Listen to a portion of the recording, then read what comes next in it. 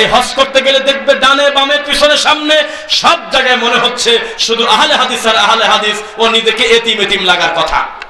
সেই রোগী আবার দেশে এসে ফতোয়া দেয় আহলে হাদিসরা জোরে আমিন বলে, এটা নাকি ফিতনা। পায়ের সাথে পা মিলায়, এটা নাকি ফিতনা। সূরা ফাতিহা সালাতে পড়ে, এটা নাকি ফিতনা। নামাজের পরে মুনাজাত করে না, এটা নাকি ফিতনা। তাবিজ কবজ নেয় না, এটা নাকি ফিতনা। মরা মানুষের বাড়িতে কোলখানি খায় না, এটা নাকি ফিতনা। মিলাদ পরে ধর্ম বিক্রি করে না, এটা নাকি ফিতনা। তো কি করবেন বলেন? আপনাদেরকে একটা কথা বলি, ওই যে ইহুদি খ্রিস্টানের ব্যাপারে যেটা বলতেছিলাম, সবাই খেয়াল করবেন। আগামী কালকে একটা খ্রিস্টান বাড়ির একটা কুত্তা মারি দেখেন, মারা ঠিক হবে না, তবে যদি মারেন দেখবেন জাতিসংঘে পর্যন্ত খবর পৌঁছে গেছে। একবারে অফিসিয়াল চিঠি চলে যাবে, মেইল চলে যাবে যে মুসলমানরা সন্ত্রাসী করে একটা নিরীহ প্রাণী হত্যা করে দিয়েছে, আর মুসলমানদেরকে কচু কাটা করতেছে, শত শত মুসলিম মারিয়ে দেয়। জাতিসংঘ ঠিকই পায় না, তবে মাঝে মধ্যে প্রেসারে পড়ে বলে আমাদের কাছে এখনো ভালো করে খবর পৌঁছে নাই, আমরা 30 সদস্যের কমিটি গঠন করছি, পরে জানানো হবে। এই তো তাদের অবস্থা। আপনাদেরকে আমরা বলেছি, ওরা যখন গরুর সোনা খায়, ওরা যখন গরুর গোবর খায়, আমরা নাক সিটকা বলে সি সি সি সি, আসলেই তো নির্লজ্জ, আমরা ওই গরুর কলিজা খাই আর দুধ খাই আর মাংস খাই। আমাদের পাওয়ার কত বেশি, কিন্তু এত পাওয়ার নিয়ে কি হবে যদি মাজারে গিয়ে যদি মাজারের ওই খাবার খাই, তো ওর প্রসাদ আর সোনা আর আমার এটা একই কথা। সাবধান, যেই জিনিস আল্লাহ ছাড়া অন্য কোনো কিছুর নামে উৎসর্গ করা হয় সেটা হারাম, সেটা হারাম, সেটা হারাম। এইটা হালাল করার জন্য হুজুর মানুষের মুনাজাত চলতেছে। আল্লাহর নবী বলল, তোমাদের বাড়ি ঘরগুলোর উপরে ফিতনা আসমান থেকে আমি বর্ষণ হতে দেখছি। মুহাদ্দিসরা যে ব্যাখ্যা করেছেন, বৃষ্টির মতো ফিতনা আসবে।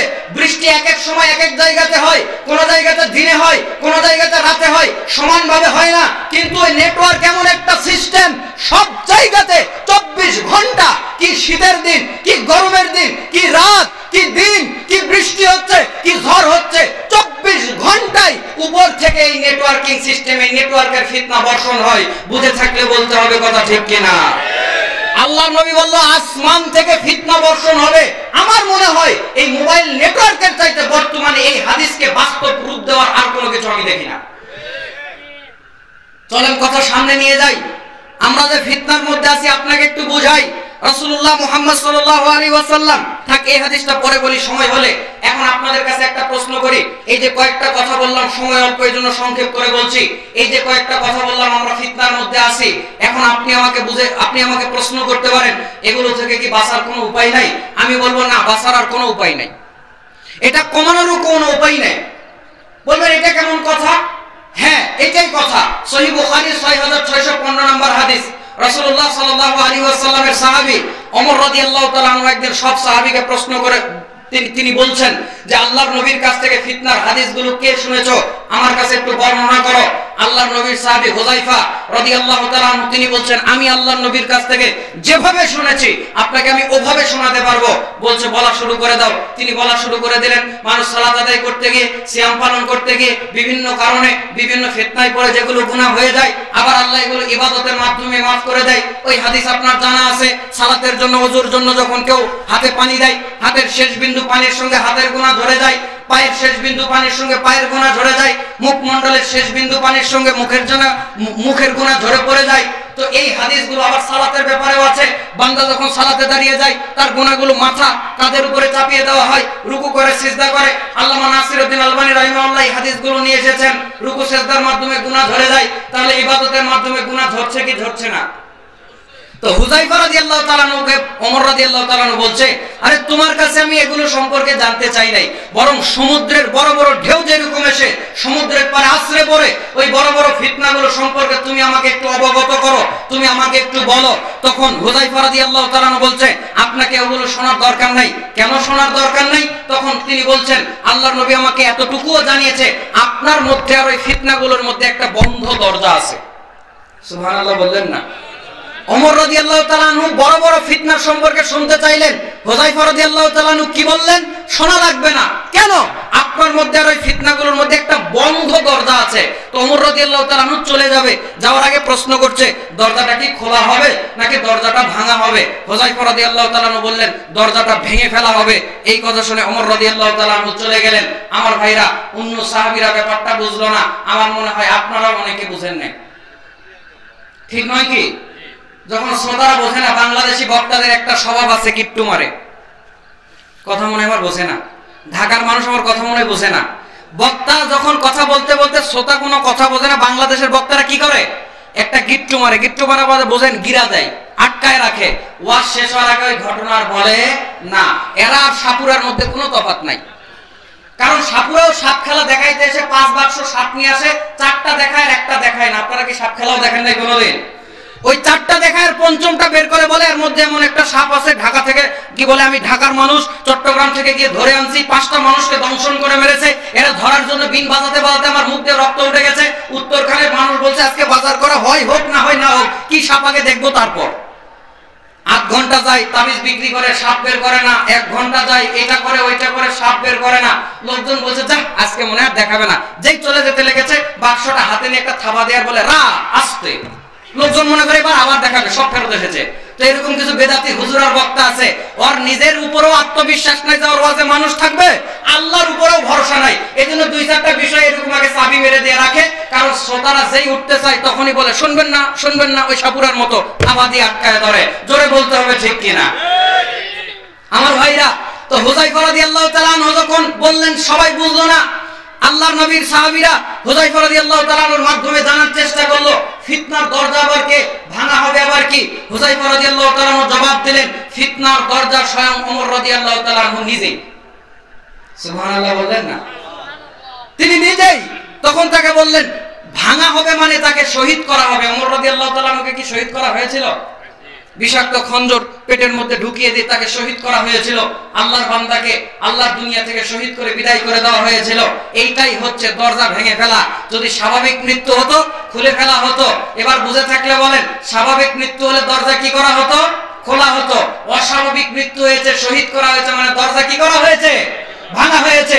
যে ঘরের দরজা ভাঙা, ওই ঘরে সাপ ঢুকতে পারে, দ্বিধা, কোনো সমস্যার প্রয়োজন নাই। যেই ঘরের দরজা ভাঙা, ওই ঘরের মধ্যে ব্যাঙ ঢুকতে পারে, চোর ঢুকতে পারে, ডাকাত ঢুকতে পারে, কোনো বাধা নাই, কোনো সমস্যা নাই।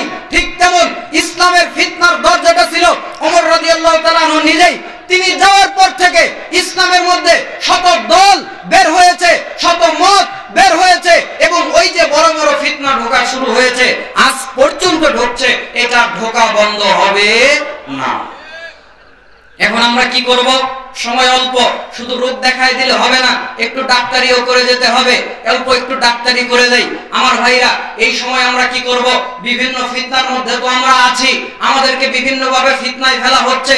কতক হুজুর, কতক আলেম, তারা আমাদেরকে 22 পাগড়ি পরেও ধোঁকা দেয়। কথা বলেন, ঠিক নয় কি?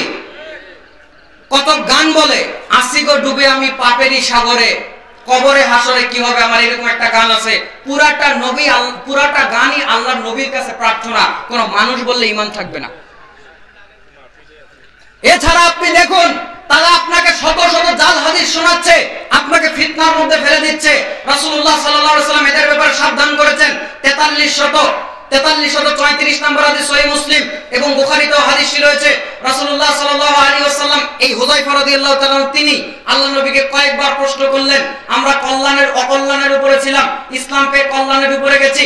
কয়েকবার পাল্টাপাল্টি প্রশ্ন করতে করতে আল্লাহর নবীকে বলছেন, আমাদের এই অকল্যাণের পর কল্যাণের পর আর কি কোনো অকল্যাণ আসবে? বলতে বলতে আল্লাহর নবী শেষবার গিয়ে বলছেন, হ্যাঁ, তোমাদের ওই পর্যায়ে এমন অকল্যাণ আসবে, সেই সময় দুআতুন আলা আবওয়াবি জাহান্নাম, দায়ী শব্দের বহুবচন হচ্ছে দুআতুন। আল্লাহর নবী বলছেন ওই সময়ের দায়ীরা যারা তোমাদেরকে জান্নাতের দিকে ডাকবে, ওরাই থাকবে জাহান্নামের দরজাতে। দুআতুন আলা আবওয়াবি জাহান্নাম, ওরা ডাকনেও আলারাই ম্যাক্সিমাম থাকবে। দুআতুন দায়ী শব্দের বহুবচন, অনেক এমন থাকবে, ওরাই জাহান্নামের দরজাতে। আল্লাহ নবী সাল্লাল্লাহু আলাইহি ওয়াসাল্লাম আরো বললেন, মান আযাবাহুম ইলাইহা কাদাফুহু ফিহা, যদি মানুষ তাদেরকে অনুসরণ করে, ওরা আছাড় মেরে ওদেরকে জাহান্নামে ফেলে দিবে। আল্লাহর নবীর এই কথা শুনে হুযায়ফা রাদিয়াল্লাহু তাআলা ধোঁক চকিয়ে গেলেন।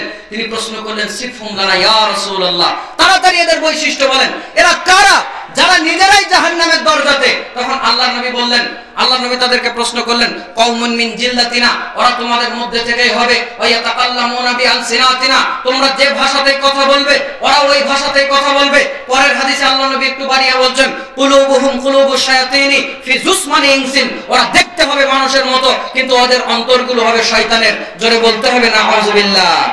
যারা মাইকের মধ্যে জাল হাদিস শোনায় এদের চেয়ে অন্তর শয়তানের কার আর হতে পারে?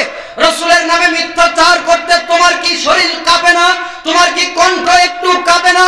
কেমন করে সুর দিয়ে রাসূলুল্লাহর নামে জাল কথা বলো? যারা রাসূলুল্লাহর নামে জাল কথা বলে উম্মতকে জাহান্নামে ধাক্কা দিয়ে ফেলে দিবে, এদের অবস্থাও খারাপ, এরাও জান্নাতে যেতে পারবে না। দলিল কি পাওয়া যাবে? ইবনে মাজাহ প্রথম খণ্ড ভূমিকা পর্ব হাদিস নাম্বার 31, তাওহীদ প্রকাশনী কর্তৃক ছাপা ইবনে মাজাহ।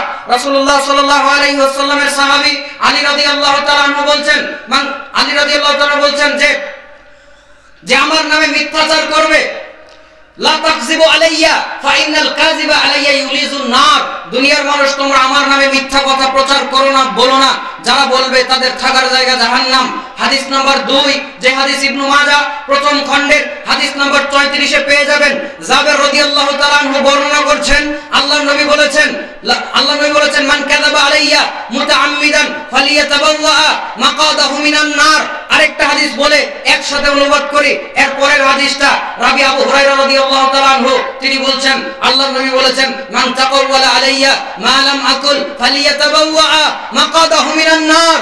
আল্লাহর নবী ভয় দেখিয়ে বলছেন, আল্লাহর নবী ধমক দিয়ে বলছেন, যারা আমার নামে মিথ্যা কথা ছড়ায় ওদের থাকার জায়গা জাহান্নাম। বলতে হবে নাউযুবিল্লাহ। হাজারো ফিতনা আপনার সামনে আসবে, জেনার ফিতনা যুবক তোমার সামনে আসবে, এইটাও একটা ফিতনা। যুবকরা আজকাল জেনাকে গুনাই মনে করে না, চোখ দিয়ে দেখাকে জেনাই মনে করে না, নাম দিয়েছে ক্রাশ। কি দিয়েছে? ক্রাশ মানে বোঝেন, বিমান ল্যান্ড হতে অপঘাতে যদি ল্যান্ডিং হয় এটাকে বলে বিমান ক্রাশ হয়েছে, বলে কি বলে না? মানে বিমান কি হয়েছে? বিধ্বস্ত হয়েছে, ধ্বংস হয়ে গিয়েছে। এই তো তুমি একটা মেয়েকে দেখে কিভাবে বিধ্বস্ত হয়ে যাবে তো আমার মাথায় ঢোকে না। 2152 নম্বর হাদিস আবু দাউদ, রাসূলুল্লাহ সাল্লাল্লাহু আলাইহি সাল্লাম বলেন, ইন্নাল্লাহা কাতাবা আলা ইবনে আদম হাদ্দাহু মিনাজ জিনা, আদম সন্তান প্রত্যেকের ভাগে জেনার একটা গুনার দ্বারা পরীক্ষার ভাগ রয়েছে, প্রত্যেককে আল্লাহ জেনা দ্বারা পরীক্ষা করবে। এই কথা বলে আল্লাহর নবী বলেন, ফাজিনাল আইনিন নাজর, চোখের জেনা হচ্ছে দেখা, দেখাটাও জেনা। দুইটা ছেলে দাঁড়িয়ে আছে, একটা মেয়ে সামনে দিয়ে যায়, একজন দেখছে আর একজন দেখে নাই, অন্যদিকে মনোযোগ দিয়ে আছে, ওর গায়ে টান দিয়ে বলছে দেখ, গেল, কখন দেখবি দেখ। জোরে বলুন ঠিক কিনা? জোরে বলুন ঠিক কিনা? এই দেখাটাকে কি জেনা মনে করছে? করছে না। রাসূলুল্লাহ সাল্লাল্লাহু আলাইহি সাল্লাম বলেন, ফাজিনাল আইনিন নাজর, চোখের জেনা হচ্ছে দেখা, ওয়া জিনালিল লিসানিল মানতিক, ওয়া জিনালিল লিসানিল মানতিক, মুখের জেনা হচ্ছে কথা বলা, অনবরত সারা রাত কথা বলে, কথা বলতে বলতে বলতে বলতে রাত শেষ হওয়ার পর একটু ঘুমানোর দরকার আছে তো নাকি? ঘুমানোর দরকার নাই, কথা বলতে বলতে রাত শেষ, ঘুম থেকে উঠে দেখে দিন শেষ। কথা মনে আমার বোঝেন নাই? এই যুবকরা এই ফিতনাগুলোর মধ্যে পড়ে গেছে, আল্লাহ তাদেরকে হেফাজত করুক, বলেন আমিন। বিয়ে দিবেন, কি দিবেন? কি বলেন? বিয়ে দিবেন না? কিছুই কয় না। ছেলেদেরকে বিয়ে দিবেন তো বিয়ে না দিলে রাস্তাঘাটে দেখবে না তো কি করবে? ওরে তো আল্লাহ অমনেই বানাইছে, দেখবে তো। আমি বলছি না গিয়ে তোমরা দেখো, আল্লাহ মাফ করুক, উল্টা পাল্টা আবার কিছু হয়ে যাবে, বুঝো উল্টা পাল্টা বুঝনিও না। বিয়ে দিয়ে দিবেন, যদি বিয়ে দেওয়া হয় সব দিক থেকে হেফাজত করবেন যিনি, তিনি কে? বলছেন ওই ইনকাম করে না, ও খাবে কি? চাকরি বাকরি করে না, খাবে কি? রিজিকের মালিক কে? আপনি। রিজিকের মালিক আল্লাহকে মানেন? ছোট্ট একটা উদাহরণ দেখেন, মাটির মধ্যে লোহা রাখবেন, লোহা মাটি খেয়ে ফেলবে কিনা? জং করে খেয়ে ফেলবে কিনা? একটা গাছের গুড়ি মাটিতে পুঁতে রাখেন, গাছটা নষ্ট হয়ে যাবে কি যাবে না? এক সময় যাবে। ওই মাটির মধ্যে একটা মানুষকে মরার পরে পুঁতে রাখেন, কবর দেন, নষ্ট হয়ে যাবে, হাড্ডিটা পর্যন্ত মাটি খেয়ে ফেলবে কি ফেলবে না? মাটির এই ক্ষমতা আছে তো। কিন্তু এই মাটির মধ্যে ছোট্ট একটা ধানের বীজ আপনি লাগান, মাটি খায় না, ওই থেকে একটা গাছ গজায়, ওই গাছ থেকে ধান গজায়, ওই ধান থেকে চাল হয়, অন্যান্য ফসল গজায়, অন্যান্য ফসল হয়। কেন? যেই মাটি লোহা খেয়ে ফেলতে পারে ওই মাটি এক বিন্দু ধানকে খেতে পারে না। পারে কি পারে না? কেন খায় না? এটাই প্রমাণ করে রিজিক দাতা আল্লাহ। আল্লাহ কতক জিনিসকে মাটিকে খাওয়ায়, কতক জিনিসকে বলে তুই নষ্ট হবি না, তুই গাছ হ, ফসল দে। জোরে বলেন না সুবহানাল্লাহ। ছেলেদেরকে বিয়ে দিবেন, সাহায্য করবে ওকে কে? 1655 নম্বর হাদিস তিরমিজি, সালাসাতুন হাক্কুন আলাল্লাহি আউনুহুম আল মুজাহিদু ফি সাবিলিল্লাহ আল মুকাতাবুল্লাযী ইউরিদুল আদা ওয়ান নাকিহুল্লাযী ইউরিদুল আফাফা। আল্লাহর নবী বলেন তিন শ্রেণীর মানুষকে সাহায্য করা আল্লাহর দায়িত্ব হয়ে যায়।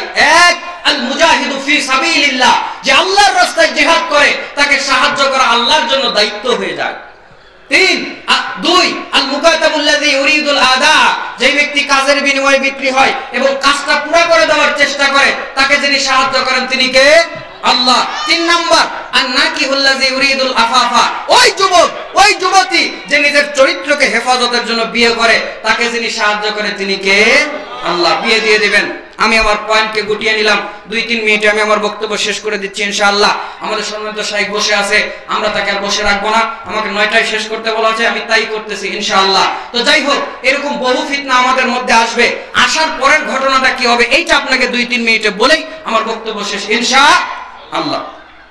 আমার ভাইরা, এই যে বিভিন্ন ফিতনা আপনার আমার মধ্যে আসবে, ঢুকবে, আসার পরে আমাদের অবস্থা কি তাহলে ভালো থাকবে? কি মনে হয় ভালো থাকবে? অবস্থা কি হবে জানেন? 5360 নাম্বার হাদিস অনুবাদ করলে আপনার আমার অবস্থা পাওয়া যাবে। রাসূলুল্লাহ 5360 নাম্বার হাদিস মিশকাতুল মাসাবি, রাসূলুল্লাহ সাল্লাল্লাহু আলাইহি ওয়াসাল্লাম বলেছেন, ইন্নামান নাসু কাল ইবিলিল মিয়াতি। আল্লাহর নবী বলেন শেষ জামানার ওই এক জামানার মানুষ হবে 100 উটের মতো, কিন্তু লা তাকাদু তাজিদু ফিহা রাহিলা, সওয়ারি করার মতো একটাও না। হাদিস ঢাকার মানুষ বুঝে নাই। আল্লাহর নবী বলছে ওই জামানার মানুষ হবে কত উটের মতো? 100 উটের মতো, কিন্তু সওয়ারি করার মতো একটাও না। বুঝাই আপনাকে, এখানে 100টা উট দিয়ে বললাম, একটা উটের পিঠে চড়ে এখান থেকে 5 কিলোমিটার যান, উটের পিঠে চড়ে যাওয়া যাবে তো নাকি? যাই তো, কিন্তু একটা উটের সামনের পা নাই, আরেকটা উটের পিছের পা নাই, আরেকটা উটের চোখ কানা, আরেকটা উট পাগল, আরেকটা উট এমন বয়স্ক 2 ধাপ দিয়ে মাটির সঙ্গে কোমর লাগিয়ে দেয়। এরকম 100টা উট দিছি। এবার বুঝে থাকলে বলেন চড়ার মতো কয়টা উট দিছি? চড়ার মতো কয়টা দিছি? একটাও না। আরো সহজ করে বলি, 100টা মোটরসাইকেল দিয়ে বললাম একটাতে চড়ে এখান থেকে 5 কিলোমিটার জুড়ে যান, তবে একটা মোটরসাইকেলের সামনের চাকা নাই, আরেকটার পিছনের নাই, আরেকটার ব্রেক নাই, আরেকটার ক্লাচ নাই, আরেকটার টাঙ্কি নাই, আরেকটার সিট নাই, এরকম 100টা দিছি। বুঝে থাকলে বলেন চড়ার মতো কয়টা দিছি? একটাও না। আল্লাহর নবী বলছে ওই জামানাতে তোমরা মানুষ দেখবে অনেক, কিন্তু ওই যেরকম 100টা ল্যাংড়া পঙ্গু উট, যদিও 100টা দেখতেছো, চড়ার মতো একটাও না। ওরা এমন হবে যে ওদের দোয়াও আল্লাহর কাছে কবুল হবে না, খালি বলবে 90% মুসলমান, 95% মুসলমান, আরে কিচ্ছু না, ওরা ওই ল্যাংড়া পঙ্গু 100 উটের মতো। কিভাবে? ধরেন বিয়ে দিতে যখন আপনার ছেলেকে, একটা ছেলে দিনদার মেয়েকে বিয়ে করবে কিনা? করবে না? বিয়ে করতে গেছে, দেখতে গেছে, গিয়ে খবর পেয়েছে মেয়ের খুব সব ভালো, কোনো অসুবিধা নাই, কিন্তু বন্ধুদের সঙ্গে মাঝে মধ্যে পিকনিকে যায়। এই দিনদার ছেলে কি ওরা বিয়ে করবে? অনেক বাপমা আছে স্যারদের সঙ্গে ছাত্রদের সঙ্গে পিকনিকে পাঠায়, মানে ওর বন্ধুরা হচ্ছে ফেরেশতা, ওর স্যারেরা হচ্ছে জিন। কথা আমার বোঝেন না? ওর বন্ধুরা হচ্ছে ফেরেশতা আর ওর স্যার জিন। তো সেখানে একটা মানুষ মহিলা গেলে কি আর যায় আসে? সেই মনে করে পিকনিকে পাঠাচ্ছে। এই দিনদার ছেলে কি ওরা বিয়ে করবে? বলছে লা হাওলা ওয়ালা কুওয়াতা ইল্লা বিল্লাহ, এখানে হবে না। গেল আরেক জায়গাতে গিয়ে দেখছে মেয়ের সবই ভালো, বন্ধুদের রিকশাতে উঠে ভাড়া বাসায়, খুব ভালো মেয়ে। বলছে বাপ রে বাপ, এ কয়জনের গায়ের সঙ্গে যে গা লাগছে, আমি আর লাগার দরকার নাই, ওর যা হওয়ার হয়ে গেছে, থাক। ওখানে বিয়ে করলো না, আরেক জায়গাতে গেছে, মেয়ের খুবই ভালো। 2-3 দিনের জন্য যে কোন মেহনতে যায়, আমাদের দেশেও কিন্তু মেহনতি কিছু ভাই আছে, তারা দিনের দিকে মেহনত করে 3 দিনের 40 দিনের। আর এই মেয়ে যে কোন দিকে মেহনত করে 3 দিনের জন্য নাই, 4 দিনের জন্য নাই, বাড়িতে আবার আসে, তবে 3 দিন যে কইছিল খবর নাই। এখন বলেন এই ছেলে কি ওরা বিয়ে করবে? এরকম দেখতে দেখতে 30টা মেয়ে দেখা শেষ। এবার বলেন মেয়ে তো আছে অনেক, বিয়ে করার মতো কয়টা? একটাও নাই। তাহলে দেখতে পাচ্ছেন আল্লাহর নবী বলছে ওই জামানার মানুষ হবে 100 অসল উটের মতো, সওয়ারি করার মতো একটাও না। আমরা কি ওই অবস্থায় থাকতে চাই না? ঈমান আমলের আমরা উন্নতি চাই। আমরা সাহাবীদের সেই উজ্জীবিত ইসলামে, সেই সোনালী যুগের ইসলামে ফেরত যেতে চাই কি চাই না? সাহাবীদেরকে মানতে হবে কি হবে না? রাসূলকে পরিপূর্ণভাবে মানতে হবে কি হবে না? কেন মানতে হবে সাহাবীদেরকে? এই একটা দলিল বলে আলোচনা শেষ। আপনি হাদিসটা পেয়ে যাবেন মিশকাতুল মাসাবি প্রথম খণ্ডের 171 নম্বর হাদিস। আল্লাহর নবী বলেছে, নিশ্চয় বনি ইসরাঈলরা 72 দলে বিভক্ত হয়েছিল, আমার উম্মতরা 73 দলে বিভক্ত হবে। কুল্লুহুম ফিন-নার, সব জাহান্নামে চলে যাবে, ইল্লা মিল্লাতান ওয়াহিদা, একটা দল, একটা কওম, তারা জান্নাতে যাবে। আল্লাহর নবীকে প্রশ্ন করা হলো, আল্লাহর নবী দল কারা? আল্লাহর নবী বললেন, ওরা হচ্ছে মা আনা আলাইহি ওয়া আসহাবি, যারা আমার মানহাজের উপরে, তরিকার উপরে ছিল, সাহাবীদের তরিকার উপরে ছিল, তারা জান্নাতে যাবে, ওরা জাহান্নামে যাবে না। আপনারা বলবেন সাহাবীদের দিকে কেন ফেরত যেতে বললেন? তাদের মতো কেন ইসলাম মানতে বললেন? কোরআন যখন নাজিল হয় প্রথম যারা শুনেছিল তারা কারা? জবাব হবে সাহাবা। আল্লাহর নবী যখন ঈমানের দাওয়াত দিয়েছিলেন প্রথম কাদেরকে দিয়েছিলেন? জবাব হবে সাহাবীদেরকে। আল্লাহর নবী খন্দকের যুদ্ধে গিয়েছিলেন, সঙ্গে ছিল কারা? জবাব হবে সাহাবা। আল্লাহর নবী বদরের যুদ্ধে গিয়েছেন, সঙ্গে ছিল কারা? জবাব হবে সাহাবা। আল্লাহর নবী ইমামতি করেছিলেন, পিছনে মুক্তাদি ছিল কারা? জবাব হবে সাহাবা। আল্লাহর নবী যেই গ্লাসে দুধ পান করেছিলেন ওই গ্লাসে যারা দুধ পান করেছে তারা কারা? জবাব হবে সাহাবা। আল্লাহর কোরআনের দিকে তাকায় দেখুন, উলাইকা হুমুল মুত্তাকুন দ্বারা প্রথম উদ্দেশ্য কারা? জবাব হবে সাহাবা। উলাইকা হুমুল মুহতাদুন দ্বারা প্রথম উদ্দেশ্য কারা? জবাব হবে সাহাবা। উলাইকা হুমুল মুফলিহুন দ্বারা প্রথম উদ্দেশ্য কারা? জবাব হবে সাহাবা। ইয়াদুল্লাহি ফাওকা আইদিহিম দ্বারা উদ্দেশ্য কারা? জবাব হবে সাহাবা। আমিনু কামা আমানান নাস দ্বারা উদ্দেশ্য কারা? জবাব হবে সাহাবা। সাহাবা এবং সাহাবা, কথা বলেন ঠিক কিনা? ইসলাম আমরা মানব সাহাবীদের মতো করে, এইটাই হলো মানহাজ, উমুকের মতো করে তুমুকের মতো করে নয়। আল্লাহ রাব্বুল আলামিন আমাদেরকে কোরআন এবং সুন্নাহর সেই ইসলামে ফেরত যাওয়ার তৌফিক দান করুক, বলেন আমিন। আল্লাহ রাব্বুল আলামিন যেই কথাগুলো বললাম, ফিতনাময় পৃথিবীতে আমরা অসংখ্য ফিতনা এমন রয়েছে, একেবারে শর্টকাটে সংক্ষিপ্তভাবে আমি বলেছি। এই অবস্থাতে আমাদের এখন করণীয় হলো, ভাইজান ফিতনা হচ্ছে ভাইরাস, কোরআন সুন্নাহর জ্ঞান হচ্ছে অ্যান্টিভাইরাস। আমরা কোরআন সুন্নাহর জ্ঞান অর্জন করব, ফিতনা আমাদেরকে একেবারে ধ্বংস করতে পারবে না ইনশাআল্লাহ। আমাদের সম্মানিত শায়েখের কাছে ক্ষমা চেয়ে তাকে কিছুক্ষণ বসিয়ে রাখা হলো, অন্যান্য স্টেজ তাদের জন্য অপেক্ষা করে, আর আজকে তিনি এসে স্টেজে অপেক্ষা করছেন, এটা অনেকটাই অসুন্দর। তারপরেও আমাদেরকে যেহেতু আনা হয়েছে দাওয়াত করে, কিছু সময় একটু নিলাম। আমি আসলে ভাই এলিম কালাম তেমন কিছু নাই, ফাঁকা কলসি বাজি বেশি, কথায় আছে ফাঁকা কলসি বাজে বেশি। আল্লাহ রাব্বুল আলামিন যেন ইলমে আমলে একটু ভরা কলসি হওয়ার তৌফিক দান করে। আমি আপনাদের জন্য দোয়া করি, যারা এই মাহফিলের আয়োজন করেছেন, বলতে এসেছেন, শুনতে এসেছেন, টাকা পয়সা দিয়েছেন, বুদ্ধি পরামর্শ দিয়েছেন, লাইটিং দিয়েছেন, মাইক দিয়েছেন, আল্লাহ রাব্বুল আলামিন প্রত্যেককে উত্তম প্রতিদান দান করুক, বলেন আমিন। আল্লাহ আমাদের সকলকে জান্নাতে একত্রিত করুক, বলেন আমিন। আল্লাহ আমাদের ঈমানকে শিরিক থেকে, কুফর থেকে, যাবতীয় ঈমান ভঙ্গকারী বিষয় থেকে হেফাজত করুক, বলেন আমিন। আল্লাহ আমাদের ইবাদত আমলগুলোকে বিদআত মুক্ত ইবাদত এবং আমল করার তৌফিক দান করুক, বলেন আমিন। হায়াত যদি থাকে, দেখা হওয়া আরো বাকি রয়েছে, সে পর্যন্ত আপনাদের কাছ থেকে বিদায় নিচ্ছি। আসসালামু আলাইকুম ওয়া রাহমাতুল্লাহি ওয়া বারাকাতুহু। বড়বাড়ি উত্তরপাড়া জামে মসজিদের উদ্যোগে ইসলামিক মাহফিলের একটি বিশেষ সময় আল্লাহ আমাদেরকে রেখেছেন, আলহামদুলিল্লাহ। আমার পূর্বে বক্তব্য দিয়েছেন আমার প্রিয় ভাই বন্ধুবর আব্দুল মুক্তাদির বিন জাহাঙ্গীর হাফিজাহুল্লাহ। অত্যন্ত গুরুত্বের সঙ্গে কাটা কাটা ভেবে ভেঙে যেভাবে নবী সাল্লাল্লাহু আলাইহি ওয়াসাল্লাম কথা বলার নির্দেশ দিয়েছেন। আয়েশা রাদিয়াল্লাহু আনহা আমাদের আম্মাজান বলতেছেন, আমার স্বামী মুহাম্মদ সাল্লাল্লাহু আলাইহি ওয়াসাল্লাম যখন বক্তব্য দিতেন, তাহলে যে কোনো লোক তার কথাগুলো গুনে বের করে দিতে পারত, কয়টা কথা বলছে, কয়টা শব্দ বলছে। এটাই হওয়া উচিত। তাছাড়া কানে হাত দিয়ে দীর্ঘ সময় সুর দিয়ে কান্নাকাটি করার ভিতরে শরীয়তের কোনো কল্যাণ নেই। মানুষকে অহেতুক 10 মিনিটের কথাকে রাভারের মতো টেনে 1 ঘন্টা বলানোর নাম আমাদের দেশের যেগুলো কান্নাকাটি করা। আল্লাহ হেফাজত করুক, আল্লাহুম্মা আমিন। বিয়ের 7 দিন পরে শ্বশুর বাড়িতে গিয়ে যদি বর বলে আমি এখনো কবুল বলি নাই, তো পিঠের চামড়া থাকবে? 7 দিন আগে বিয়ে সম্পন্ন হয়ে গেছে, বরযাত্রী গিয়েছে, খানা পিনা শেষ, মেয়ের বাড়িতে লোক আসছে, সব ওকে। 7 দিন পরে কি মনে করে মানুষের কাছে বলে বেড়ায় আমি কিন্তু এখনো মন থেকে কবুল বলি নাই, পিটানি কমবে না বাড়বে? মুসলিম যখন পড়ে লা ইলাহা ইল্লাল্লাহ, তখন কোন মুশরিকের সাথে তার কোনো সম্পর্ক থাকতে পারে? লা তাত্তাখিদুল ইয়াহুদা ওয়ান নাসারা আউলিয়া বা'দুহুম আউলিয়াউ বা'দ। ইহুদি খ্রিস্টান কোনদিন তোমাদের বন্ধু না, তারা নিজেরা বন্ধু, কিন্তু তোমার তারা ঈমানি শত্রু, মানি শত্রু।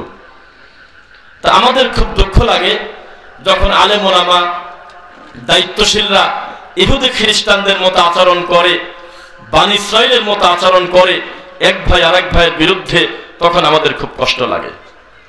এই যে সম্প্রতি ঘটে যাচ্ছে তাবলীগ জামাতের দুই গ্রুপের মারামারি, এটা কি ছোট বিষয় না বড় বিষয়? 5টা মরে গেছে অলরেডি। আমরা নিজ থেকে জোর করে তাদের শহীদ বানা জান্নাতে দিলাম, ঢোকায় একভাবে পারলাম, কিন্তু মূলত তো জাহান্নামে যাবে দুই গ্রুপই। সহিহ বুখারীর হাদিস, কাতিল মুকাতিল, হত্যাকারী এবং যাকে হত্যা করা হলো দুইজনই যদি মুসলিম হয় দুইজনই জাহান্নামে যাবে। এটা হলো আল্লাহর রাসূলের ফতোয়া। আর আমাদের দেশের গজব ফতোয়া হলো যে না, 4টা শাহাদাত বরণ করছে, ওর বাপ শাহাদাত ডেলিভারি দিয়েছে। জিনা এটা সস্তা কথা নয়। দুই গ্রুপকে আমরা মুসলিম মনে করি, আকীদাগত কিছু ভ্রান্তি আছে, মানহাজগত কিছু ভুল আছে, দাওয়াতের পদ্ধতি তাদের ভিন্ন, কিন্তু তাদেরকে অমুসলিম বলার কোনো সুযোগ নাই। দুই গ্রুপই মুসলমান। শুধুমাত্র সামান্য দুনিয়াবি লোভে, দুনিয়াবি ভুল বোঝাবুঝির কারণে এক গ্রুপ আর এক গ্রুপকে মেরেই ফেললো, এটা কি ভালো হলো? তো মরার পরে যখন আলেম ওলামার কাছে গিয়ে বলতেছে দায়িত্বশীল হুজুরদের, তার দলের, আপনি কি বলেন? একটা দায়িত্বশীল হুজুর পেলাম না মুখ দিয়ে বলার, আপনারা দোয়া করেন 3 দিনের ভিতরে আমরা এই মীমাংসা করে দেব, সাদ এবং জুবাইর এক জায়গা করে, অথবা নিজেরা যাতে মারামারি না হয় আমরা দ্বন্দ্ব শেষ করব। যার কাছে এই মাইক নিয়ে যায় সেই বলতেছে ওরা বাতিল, আমরা হলো হক। অথচ দুইজনের হাতে তাবলীগ জামাতের বই ফাদাইল আমল, দুইজনই এক এক জায়গা থেকে এসেছে। সবাই 40 দিনে বের হয়, কেউ 39-এ না, কেউ 41-এ না, সবাই 40-এ। সবার নীতি এক, কর্ম এক, পদ্ধতি এক, শুধুমাত্র দুনিয়াবি কারণে এখন এক গ্রুপ আর এক গ্রুপকে কাফের পর্যন্ত বলতেছে। এটা ফতোয়া। দায়িত্বশীল মানুষ খুঁজে পাবেন না। হুজুর এমন এমন কর্মকাণ্ড করতেছে ইহুদি খ্রিস্টান করতে যেটা ভয় পায়। ঢাকার এত বড় একটা কমার্শিয়াল প্রেস, জ্যামে আটকে গেছে মানুষ। টঙ্গী বাটা গেটের পাশে 1 থেকে 150 লাঠি হবে। কি ভাই ভুল বললাম নাকি? কত দূর হতে পারে? প্রায় 1 থেকে 150 আমরা জ্যামে আটকে থেকে গুনলাম, লাঠি হাতে করে করে দাঁড়িয়ে আছে। অথচ তাদের হাতে থাকার কথা কোরআন এবং সহিহ হাদিসের বই। কত কষ্ট করে দূর থেকে এসেছে দাওয়াত দিতে, কিন্তু তাদের হাতে এখন লাঠি। তাই আমি দুঃখ করে বলি, ওরা যখন মারামারি লাগে বোঝে কিভাবে যে কোন গ্রুপের মাথায় বাড়ি দেব। সবই তো এক, সবই তো প্রায় 5 কলি, সবার মাথায় গায়ে টোপলা, সবাই তো ল্যাপ খাতা নিয়ে বাসা থেকে বের হইলো, তো বাড়িটা দেয় কিভাবে? তো যার ফতোয়াতে মারামারি বন্ধ হবে। এখন মামুনুল হক খালি কঠিন বজ্রকণ্ঠে ঘোষণা দেবে, দেওবন্দের আলেম ওলামা 10 জন দাঁড়িয়ে বলবে, আর একটা রক্ত ঝরলে খবর করে দেব তোমাদের, কেউ মারামারি করবে না। তুমি আমার ভাই, আমিও তোমার ভাই, জুবাইর আমার ভাই, সাদ আমার ভাই, কারোর সাথে কারো দ্বন্দ্ব না। আগামী জোহর নামাজের পরে আমরা ভাই ভাই এক হয়ে যাব, মারামারি কমতে না বাধ্য। আমরা আশা করেছিলাম এমন একটা ফতোয়া আসবে, ফতোয়া আসছে, বিশাল বড় মুফতি ফতোয়া দিচ্ছে 7 গ্রুপ কাফের। তো মারামারি আর বাড়ে না কমে? আজকে না, আজকে ফতোয়া দিয়েছে অফিসিয়াল ভাবে, আর টিভিতে না কোথায় দেখলাম যে জুবাইর গ্রুপের সিদ্ধান্ত 7 গ্রুপ নাকি কাফের। অথচ লক্ষ লক্ষ তাদের অনুসারী, তারা সালাত আদায় করে, কাফের বললেন কিভাবে? এক ফতোয়া। 2, আল্লাহর ঘর মসজিদের থেকে পবিত্র জায়গা আল্লাহর মাটির উপরে আছে, এটা আপনার মনে হইল? সেই মসজিদের ভিতরে সিঁড়ির উপরে হুজুর সঙ্গম করতেছে, কুকাম করতেছে, সেটার নাম হচ্ছে ধর্মীয়। হিল্লা বিবাহ দিচ্ছে। 1450 বছর আগে রাসূল বলেছেন, সাহাবায়ে কেরাম এটা বিশ্বাস করেছেন। হিল্লা বিবাহ মানে হলো ভাড়া করা পাঠা। এর কোন পদ্ধতি শরীয়তে নাই। ওমর রাদিয়াল্লাহু আনহু 1450 বছর আগে বলে গিয়েছেন, কেউ যদি হিল্লা বিবাহকারীকে অথবা যাকে বিবাহ করা হলো এই 2 জনকে আমার সামনে উপস্থিত করতে পারো, আমি পিটাবো, মন মতো পিটাবো তাদের ধরে। এরকম কথা শরীয়তে নাই যে একজন বউ ছেড়ে দেবে রাগের মাথায়, আরেকজন একটু পরে বিয়ে করে 20 মিনিট পরে সহবাস করে ছেড়ে দেবে, এইরকম নীতি রামায়ণেও লেখা নাই। এই 2024 সালে এই কুকাম করতেছে একটা হুজুর মানুষ ফতোয়া দিয়ে। গাজীপুরের ইশরাত হোসেন আশিকি নামে এক ভণ্ড আল্লাহর ঘরের ভিতরে কুকাম করেছে, দেখেছেন নাকি?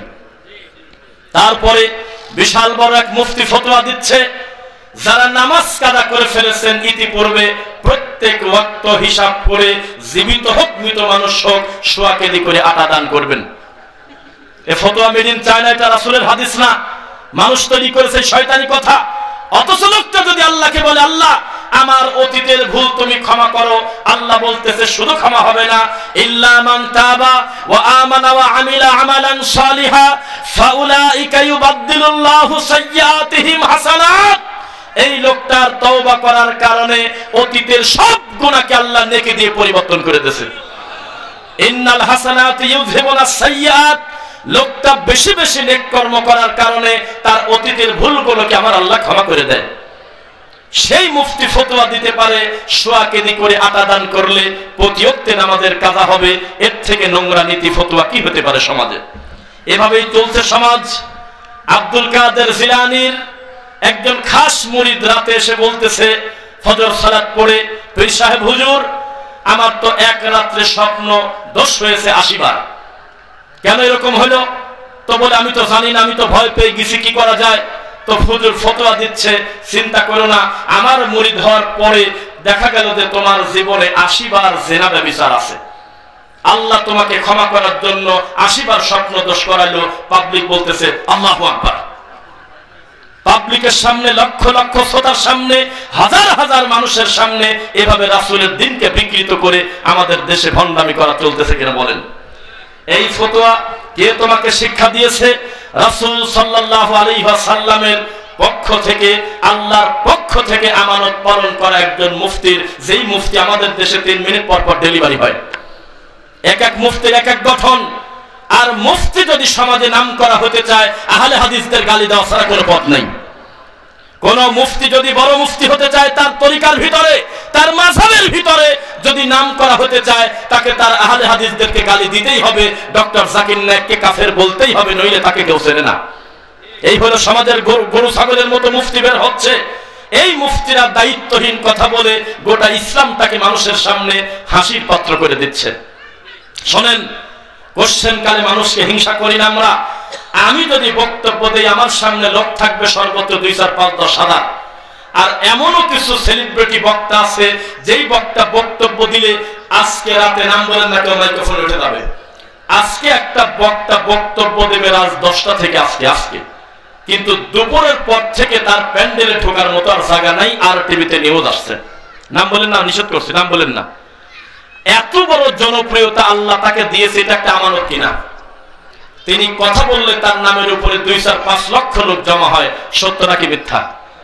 সেই লোকের ব্যাপারে যখন আমরা মন্তব্য করি যে আমাদের দেশের যদি অদ্ভুত মুফতি উল্টাপাল্টা কথা বলে, তার কথাটা সমাজেই থেকে যায়, কিন্তু এত বড় সেলিব্রিটি যদি মিথ্যা কথা বলে, জাল হাদিস বলে, ভুল ফতোয়া দেয়, লক্ষ লক্ষ মানুষের সামনে এই কথাটা ডিসিশন হয়ে যায়।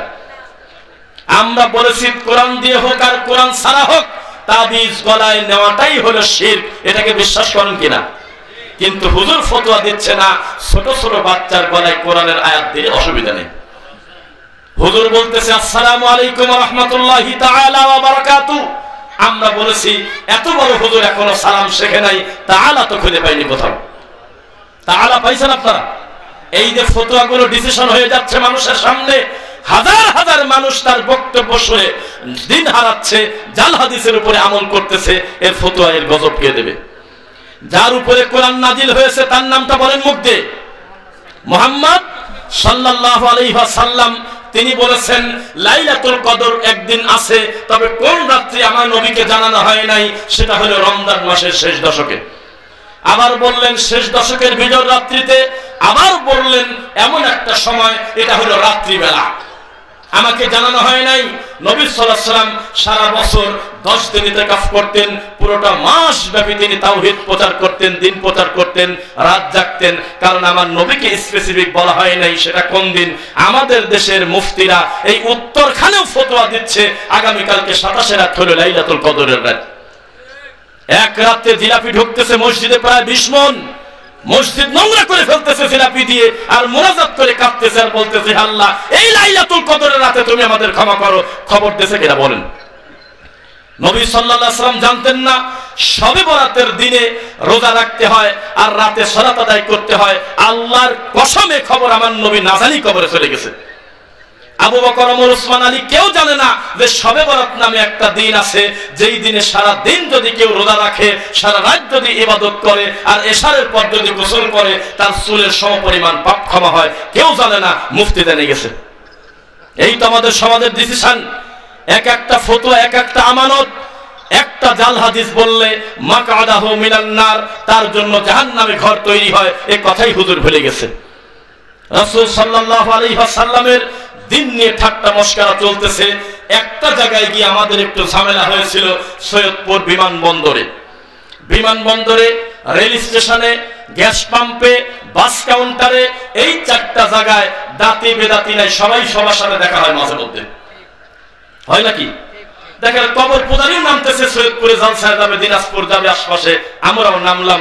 একটা হুজুর আমাকে বলতেছে ইতিকাফ সম্পর্কে আহলে হাদিসদের ফতোয়া ভুল, তাদের কারণে এই সমাজ থেকে ইতিকাফের মতো গুরুত্বপূর্ণ ইবাদত উঠে যাচ্ছে, এটা উনি আমাকে অভিযোগ করলো।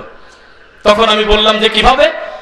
তো বলল আপনাদের দৃষ্টিতে ইতিকাফ করা জরুরি না, তাহলে সমাজের মানুষ বসবে কিভাবে? তাই বললাম আপনাদের ফতোয়া কি? তো বলে আমাদের ফতোয়া হলো জানাজার নামাজের মতো, যতদূর পর্যন্ত মাইকের আওয়াজ যাবে, কেউ না কেউ যদি আসে তাহলে সবাই হকদার বেঁচে যাবে, আর কেউ না আসলে গোটা গ্রাম গুনাহগার। তো এই ইতিকাফও তাই, রমজান মাসের শেষ দশকে টানা 10 দিন যদি কেউ ইতিকাফ না করে সমাজের কেউ, ওই মহল্লার সবাই অপরাধী, এটা একটা ফতোয়া। তখন আমি বললাম যে কি ধরনের পাপ হবে? তো বলে এটা মহাপাপ, কবিরা গুনাহ। তো বললাম যে সমাজের বহু লোক নামাজ পড়ে না, পড়ার লোক বেশি না না পড়ার লোক বেশি বলেন তো?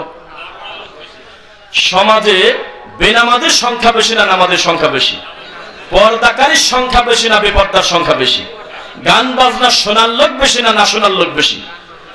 এই যে তিনটা পাপের কথা বললাম, এটা ছোট পাপ না বড় পাপ?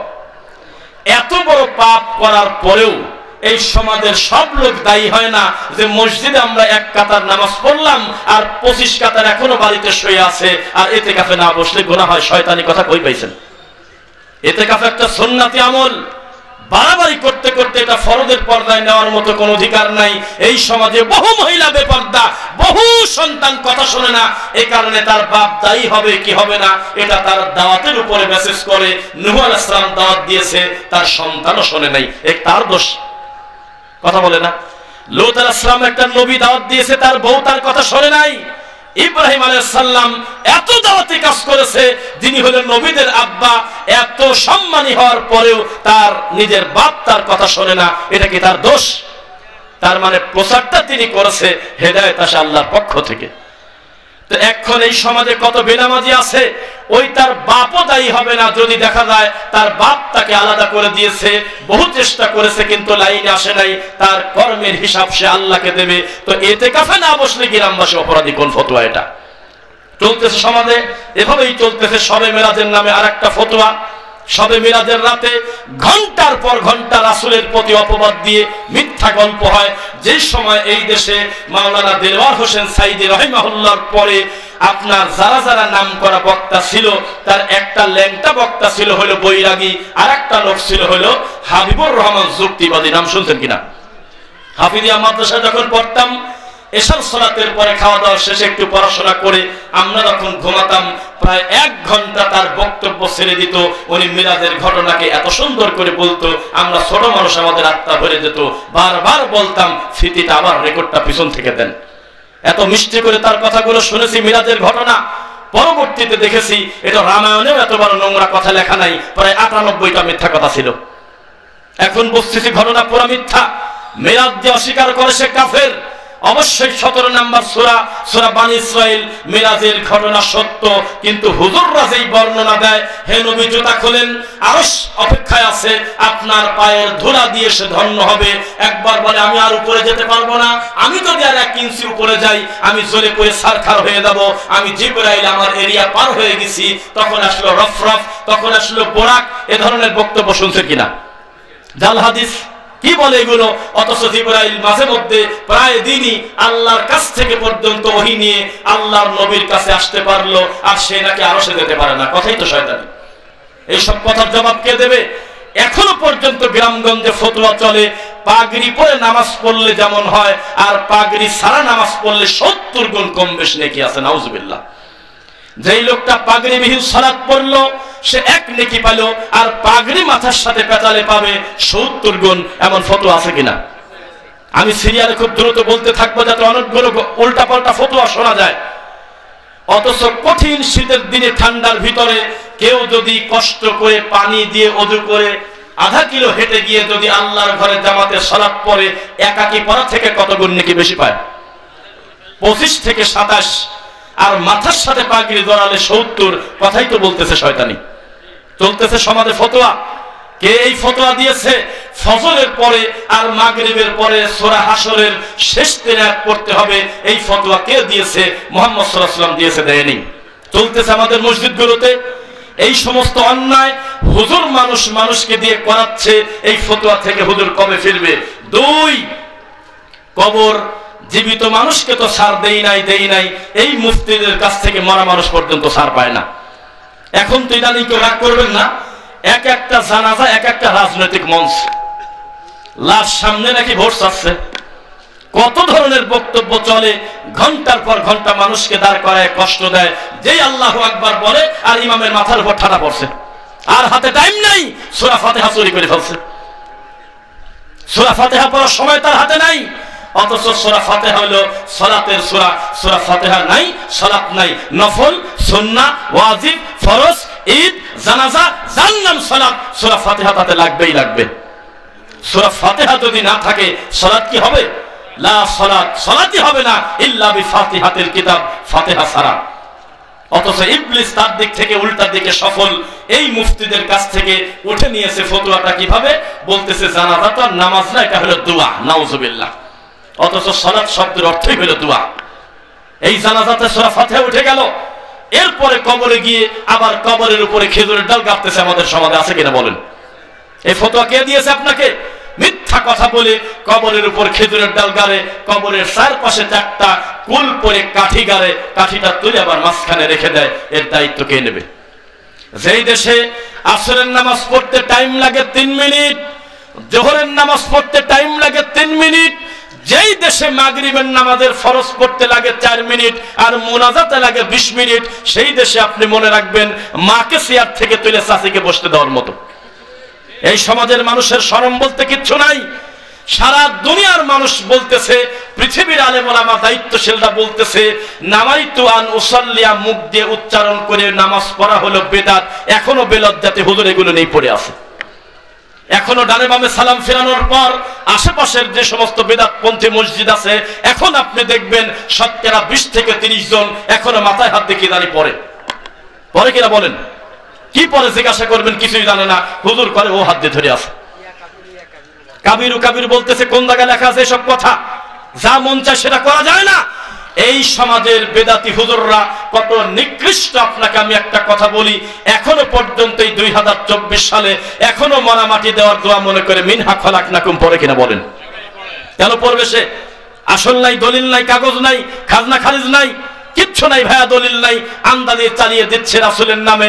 অথচ বিসমিল্লাহি আলা মিল্লাতি রাসূলিল্লাহ বলে মাটি দেবে, এটাই ছিল মুহাম্মদ সাল্লাল্লাহু আলাইহি ওয়াসাল্লামের পদ্ধতি। প্রত্যেকটা ইবাদত ধ্বংস করে দিয়েছে, ক্ষতবিক্ষত করে দিয়েছে ফতোয়ার নামে। মিথ্যা কথা বলে আল্লাহর দ্বীনকে তারা কটাক্ষ করে, ব্যঙ্গ করে, আছে কিনা বলেন? তারপরে ওযু করার পরে একটা টান মারি দিচ্ছে ঘাটটা, যদিও বিদাত। আবার এই বিদাতের পক্ষে একটা মুফতি দলিল দিচ্ছে, আল্লাহর নবী নাকি বলছে কেউ যদি ওযু করার পর ঘাড় মাসেহ করে তাহলে ঘাড়ের রগগুলো তরতাজা থাকে। আছে কোন জায়গা? এ তো ওদের মতো কথা। বলতেছে যে মিলাদ কি দাঁড়া পড়বো না বসে পড়বো? আমি টাঙ্গাইলের এলেঙ্গা বলছিলাম যে জিনিসই বেদাত, তুই বসবি না শুয়ে পড়বি তাকে আমি জানি নাকি? এ কাজই তো বেদাত, এটা আবার দাঁড়ানো বসার কি আছে? ঠিক সেই রকম হয়েছে বিয়ে বাড়িতে। এরকম একটা অনুষ্ঠানে বিকট আওয়াজ হচ্ছে কুকুরের, হাইরে কামড়া কামড়ি চিৎকারে, খেতে টিকতে না পেরে আমরা কত আশা করে গেলাম, মনে হয় 2টি লোক মরে গেছে। তাছাড়া এত চিৎকার দেয় কেন? যা দেখি কিছুই হয় নাই, 2টা কুত্তা কামড়া কামড়ি করতেছে, মাঝখানে একটা দামি জিনিস থাকলে একটা কথা, হাড্ডি পড়ে আছে। হুজুর কিচ্ছু জানে না। বিদাত করে জাহান্নাম তো অবধারিত করে নিয়েছে, রাসূলের প্রতি মিথ্যারোপ করে জাহান্নামে ঘর তৈরি করে ফেলেছে, কিন্তু ধ্বংস করতেছে ধর্মকে। এখনো পর্যন্ত তার নাম আছে আল্লামা মুফতি। ধর্ম এত সহজ কথা নয়। নবী সাল্লাল্লাহু আলাইহি ওয়াসাল্লামের পদ্ধতির বাইরে যদি কেউ চলে, তার থাকার জায়গা কোথায় বলেন? কোথায়? দুনিয়ার সবচেয়ে দামি মুফতির নাম হলো মুহাম্মদুর রাসূলুল্লাহ সাল্লাল্লাহু আলাইহি ওয়াসাল্লাম। তিনি ফতোয়া দিল, তোমাদের নারীরা যদি মসজিদে যেতে চায় তোমরা বাধা দিও না। ফতোয়া যে দিয়েছে তার নাম মুহাম্মদ সাল্লাল্লাহু আলাইহি ওয়াসাল্লাম। আর এই ঠিক আপনার পাশের বেদাতি মুফতি বলতেছে যে মহিলাদের মসজিদে যাওয়া হারাম। আর ঈদের মাঠের ব্যাপারে নবী বললেন তোমরা যাও। তারা বলল আল্লাহর নবী আমাদের তো শরীর ভালো না, কাপড় ভালো না, আমাদের তো অতিরিক্ত ওড়না নাই, কাপড় নাই, চাদর নাই, যেটা দিয়ে আমরা শরীর ঢেকে দেব। আল্লাহর নবী বললেন প্রয়োজনে বান্ধবীর কাছ থেকে, প্রতিবেশীর কাছ থেকে ধার করে নিয়ে হলেও তুমি ঈদের মাঠে যাও, গিয়ে এই সুন্দর দৃশ্য দেখো, তবে সেজদা দিও না, তবে দুয়াই শরীফ থাকো। কে ফতোয়া দেবে এইগুলো?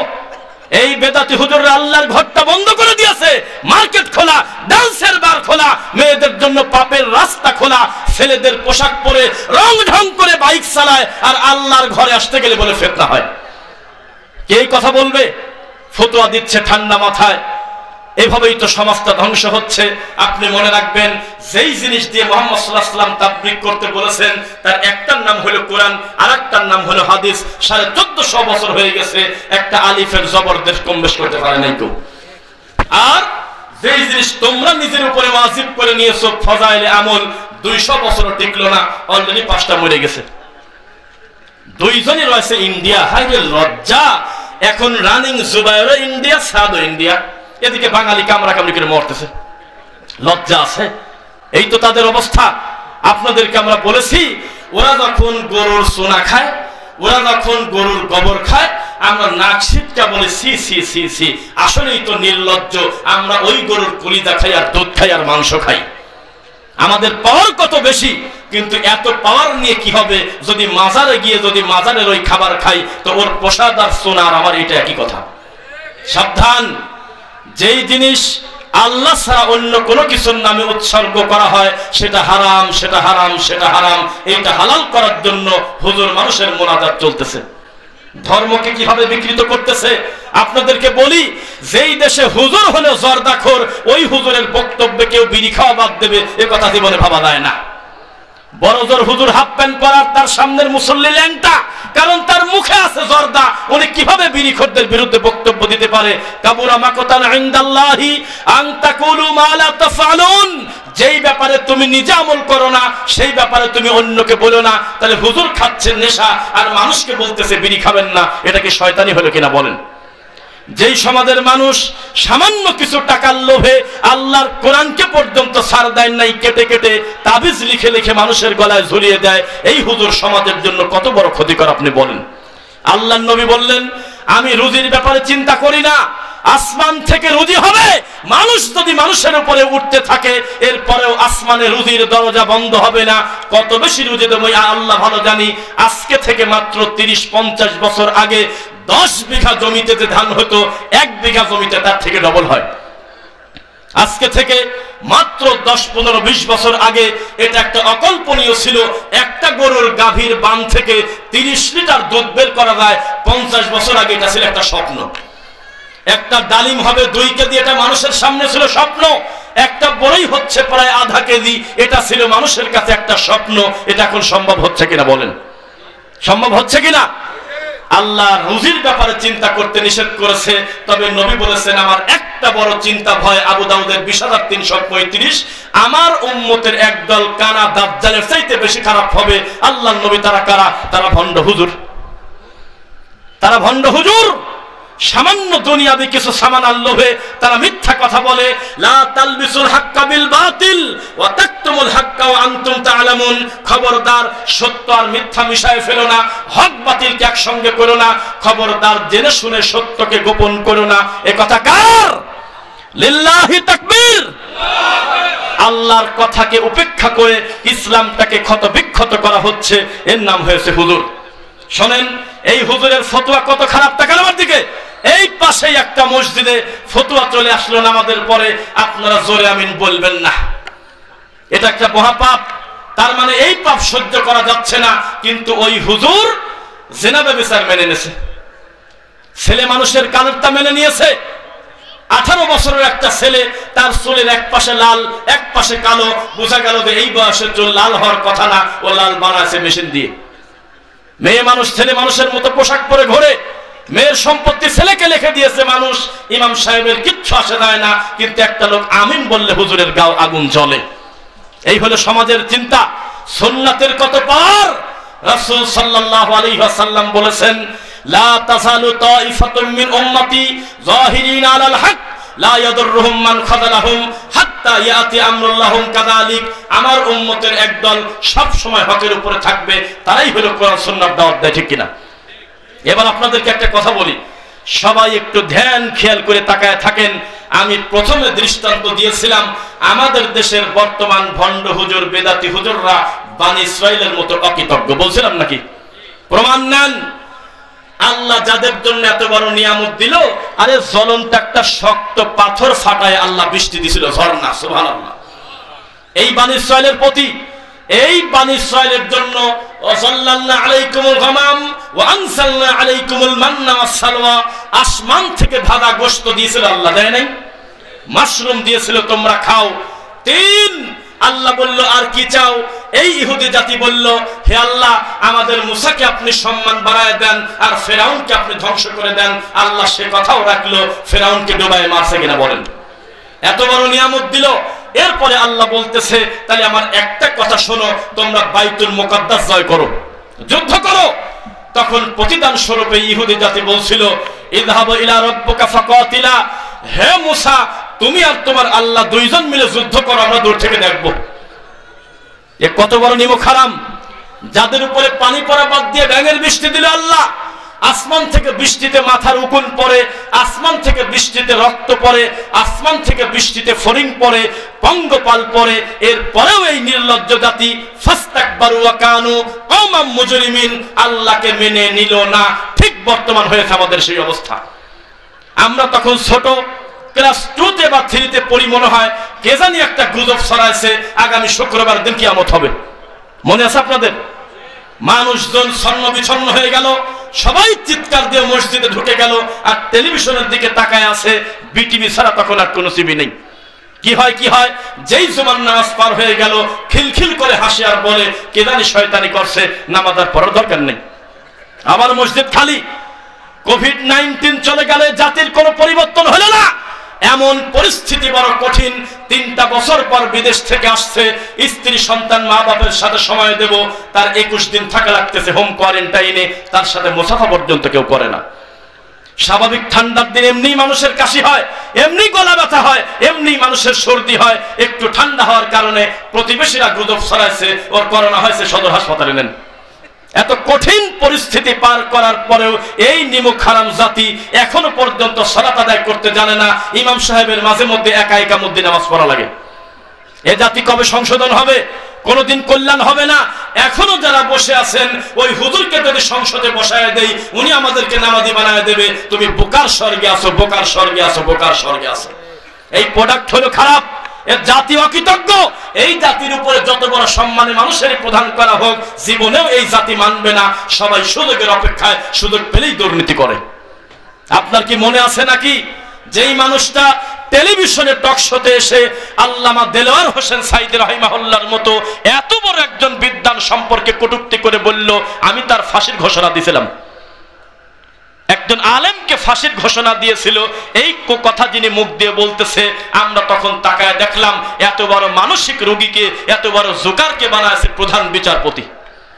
সেই লোকটার পরিণতি আমরা দেখলাম, কচু পাতা কলার পাতায় পর্যন্ত তার ঘুমানোর সুযোগ হইল না। ল্যাংটা ছেলে সে তাকে পিটায়, সামান্য কয়টা টাকার লোভে তাকে মারতেছে ধরে, খুদু হুফা গুল্লু, গলায় গামছা লাগিয়ে টানতেছে, সুম্মাল জাহিমা সাল্লু। এটাও আমরা 2 চোখ দিয়ে দেখলাম। ফলাফল জিরো, ফলাফল জিরো, কিচ্ছু হয় নাই। এখনো পর্যন্ত কোরআন হাদিসের কথা ভালোভাবে মানুষের ভিতরে বলতে গেলে এখনো মানুষ বাধা দেয়, দেয় কিনা? সাবধান, আবার যদি আপনি জুলুম করেন, আসমানি গজব আপনার উপরে আসতেও দেরি হবে না। এটাই আল্লাহর সিদ্ধান্ত। শিক্ষা খাতগুলো প্রায় ধ্বংসের মতো। শিক্ষা খাত কবে উঠে দাঁড়াবে তা জানি না। আপনাদের লজ্জা যদি থাকে, একটা কথা আমি বলি, এই মুফতিরা যে হালালকে হারাম করে, হারামকে হালাল ফতোয়া দেয়, এই মুফতিরা যদি বুঝতো যে আমরা যাদের হাতে মার খাচ্ছি তাদের সংখ্যা 3 কোটিও না। সারা পৃথিবীর সব ইহুদি যদি গণনা করা হয় 3 কোটিও হবে না। আর আমরা যারা মার খাচ্ছি তাদের সংখ্যা 250 কোটি। কয় কোটি? 250 কোটি প্রায় মুসলিম আমরা মার খাই। মানুষ বিপদে পড়লে হাসপাতালে যায় চিকিৎসা নিতে, হাসপাতালে পর্যন্ত বোমা মারে এই ইহুদির বাচ্চারা আমার সোনামণিদের, আমার মা বোনদের ফিলিস্তিনকে হত্যা করলো। এর পরেও এই নির্লজ্জ জাতি বোঝে না যে শিরিক ছাড়তে হবে, কুফর ছাড়তে হবে। হুজুর এখনো বোঝে না কিভাবে বাঁচতে হবে আল্লাহর কাছ থেকে। ফয়সালা আসবে উপর থেকে, আল্লাহকে রাজি খুশি করেই কল্যাণ নিতে হবে। জমিনে কামড়া কামড়ি করলে চলবে না, সবাইকে আল্লাহ রোজু ধরতে হবে এক। দেশের স্বার্থে যখন কথা আসবে, কে হানাফি কে আহলে হাদিস দেখার কোনো টাইম নাই। দেশের বৃহৎ স্বার্থে যখন কথা আসবে, তখন সবাই আমরা এক, এ কথা আপনাকে বলে রাখতে হবে না।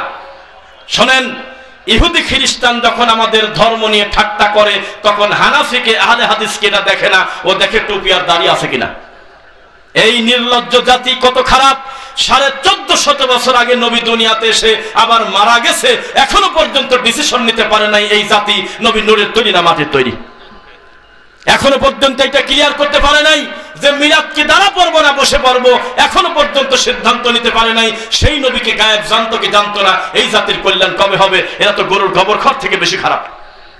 এত বড় উম্মাহ হওয়ার পরে, এত বড় শক্তিশালী ঈমান থাকার পরে, নবী রাসূলের কিতাব পড়ার পরে তারা কিভাবে আল্লাহর দ্বীনকে ঠাট্টা করে। ওয়াকালু লা ইল্লাম তানতাহিয়া নূহ, হে মুসা শোনো, যুদ্ধ যদি করতে হয় তুমি আর তোমার আল্লাহ করো। নূহ আলাইহিস সালামের ব্যাপারে তারা ডাইরেক্ট কটু কথা বলেছে, এরপরেও আল্লাহ সুবহানাহু ওয়া তাআলা তাদেরকে পুরোটা হালাক করে নাই, তাদেরকে আল্লাহ সুযোগ দিয়েছে।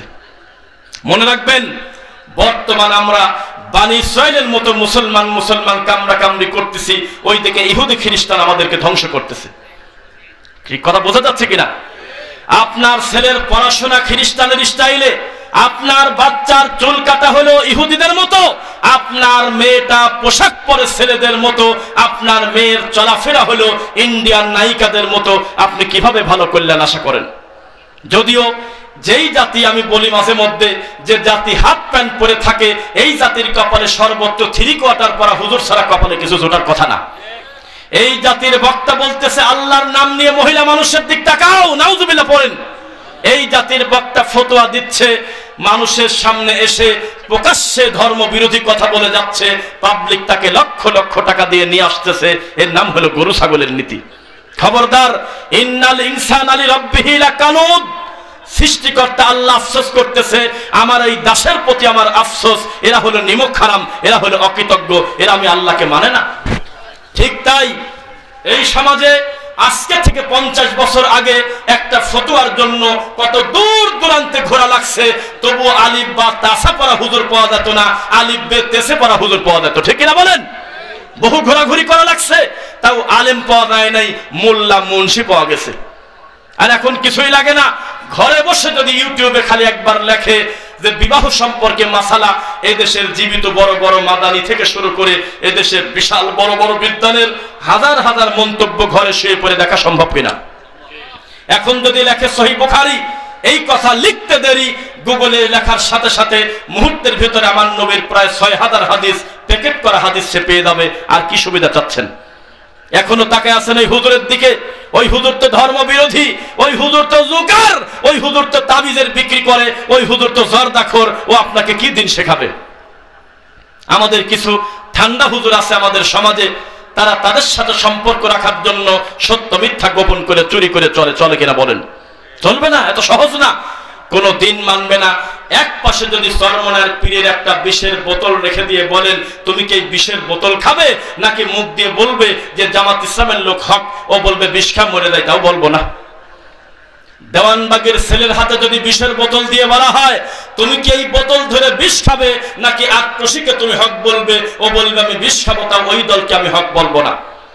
এক পীর আর এক পীরকে এত ঘৃণা করে, এক তরিকা আর এক তরিকার সাথে এত আমিল, এত দ্বন্দ্ব থাকার পরেও আহলে হাদিসদের মসজিদ ভাঙার সময় সব বেদাতি এক হয়ে যায়। বেদাতির কোনোদিন দুই ভাগ হয় না। আল কুফফারু মিল্লাতুন ওয়াহিদা, এই পৃথিবীর সব কাফের এক। হিন্দু কাফের, বৌদ্ধ কাফের, খ্রিস্টান কাফের, সবাই কাফের, কিন্তু তাদের আল্লাহ ভিন্ন। খ্রিস্টানদের আল্লাহর মানে হলো 3 জন, ইহুদিদের আল্লাহ 2 জন, হিন্দুদের আল্লাহ যা নরে সরে মোটি তাদের ভগবান, যেটা নরে না সেটাও ভগবান। এত পার্থক্য থাকার পরেও কিন্তু মুসলমানের বিরুদ্ধে যখন কথা ওঠে সব কাফেররা তখন এক হয়ে যায়। কিন্তু মুসলমান এক হতে পারে নাই। মুসলমান কামড়া কামড়ি করতেছে, মারামারি করতেছে। আমার খুব লজ্জা করে যখন কোন ইমাম বলে জোরে আমিন বলা ফিতনা, আমার মনে হয় এর থেকে মানসিক রোগী পৃথিবীতে হতে পারে না। কয় কিনা মুখ দিয়ে এই জোকার আবার হজ করতে যায় কিভাবে? এই হজ করতে গেলে দেখবে ডানে বামে পিছনে সামনে সব জায়গায় মনে হচ্ছে শুধু আহলে হাদিস আর আহলে হাদিস, ও নিজেকে এতিম এতিম লাগার কথা। সেই রোগী আবার দেশে এসে ফতোয়া দেয়, আহলে হাদিসরা জোরে আমিন বলে, এটা নাকি ফিতনা। পায়ের সাথে পা মিলায়, এটা নাকি ফিতনা। সূরা ফাতিহা সালাতে পড়ে, এটা নাকি ফিতনা। নামাজের পরে মুনাজাত করে না, এটা নাকি ফিতনা। তাবিজ কবজ নেয় না, এটা নাকি ফিতনা। মরা মানুষের বাড়িতে কোলখানি খায় না, এটা নাকি ফিতনা। মিলাদ পরে ধর্ম বিক্রি করে না, এটা নাকি ফিতনা। তো কি করবেন বলেন? আপনাদেরকে একটা কথা বলি, ওই যে ইহুদি খ্রিস্টানের ব্যাপারে যেটা বলতেছিলাম, সবাই খেয়াল করবেন। আগামী কালকে একটা খ্রিস্টান বাড়ির একটা কুত্তা মারি দেখেন, মারা ঠিক হবে না, তবে যদি মারেন দেখবেন জাতিসংঘে পর্যন্ত খবর পৌঁছে গেছে। একবারে অফিসিয়াল চিঠি চলে যাবে, মেইল চলে যাবে যে মুসলমানরা সন্ত্রাসী করে একটা নিরীহ প্রাণী হত্যা করে দিয়েছে। আর মুসলমানদেরকে কচু কাটা করতেছে, শত শত মুসলিম মারি দেয়। জাতিসংঘ ঠিকই পায় না, তবে মাঝে মধ্যে প্রেসারে পড়ে বলে আমাদের কাছে এখনো ভালো করে খবর পৌঁছে নাই, আমরা 30 সদস্যের কমিটি গঠন করছি, পরে জানানো হবে।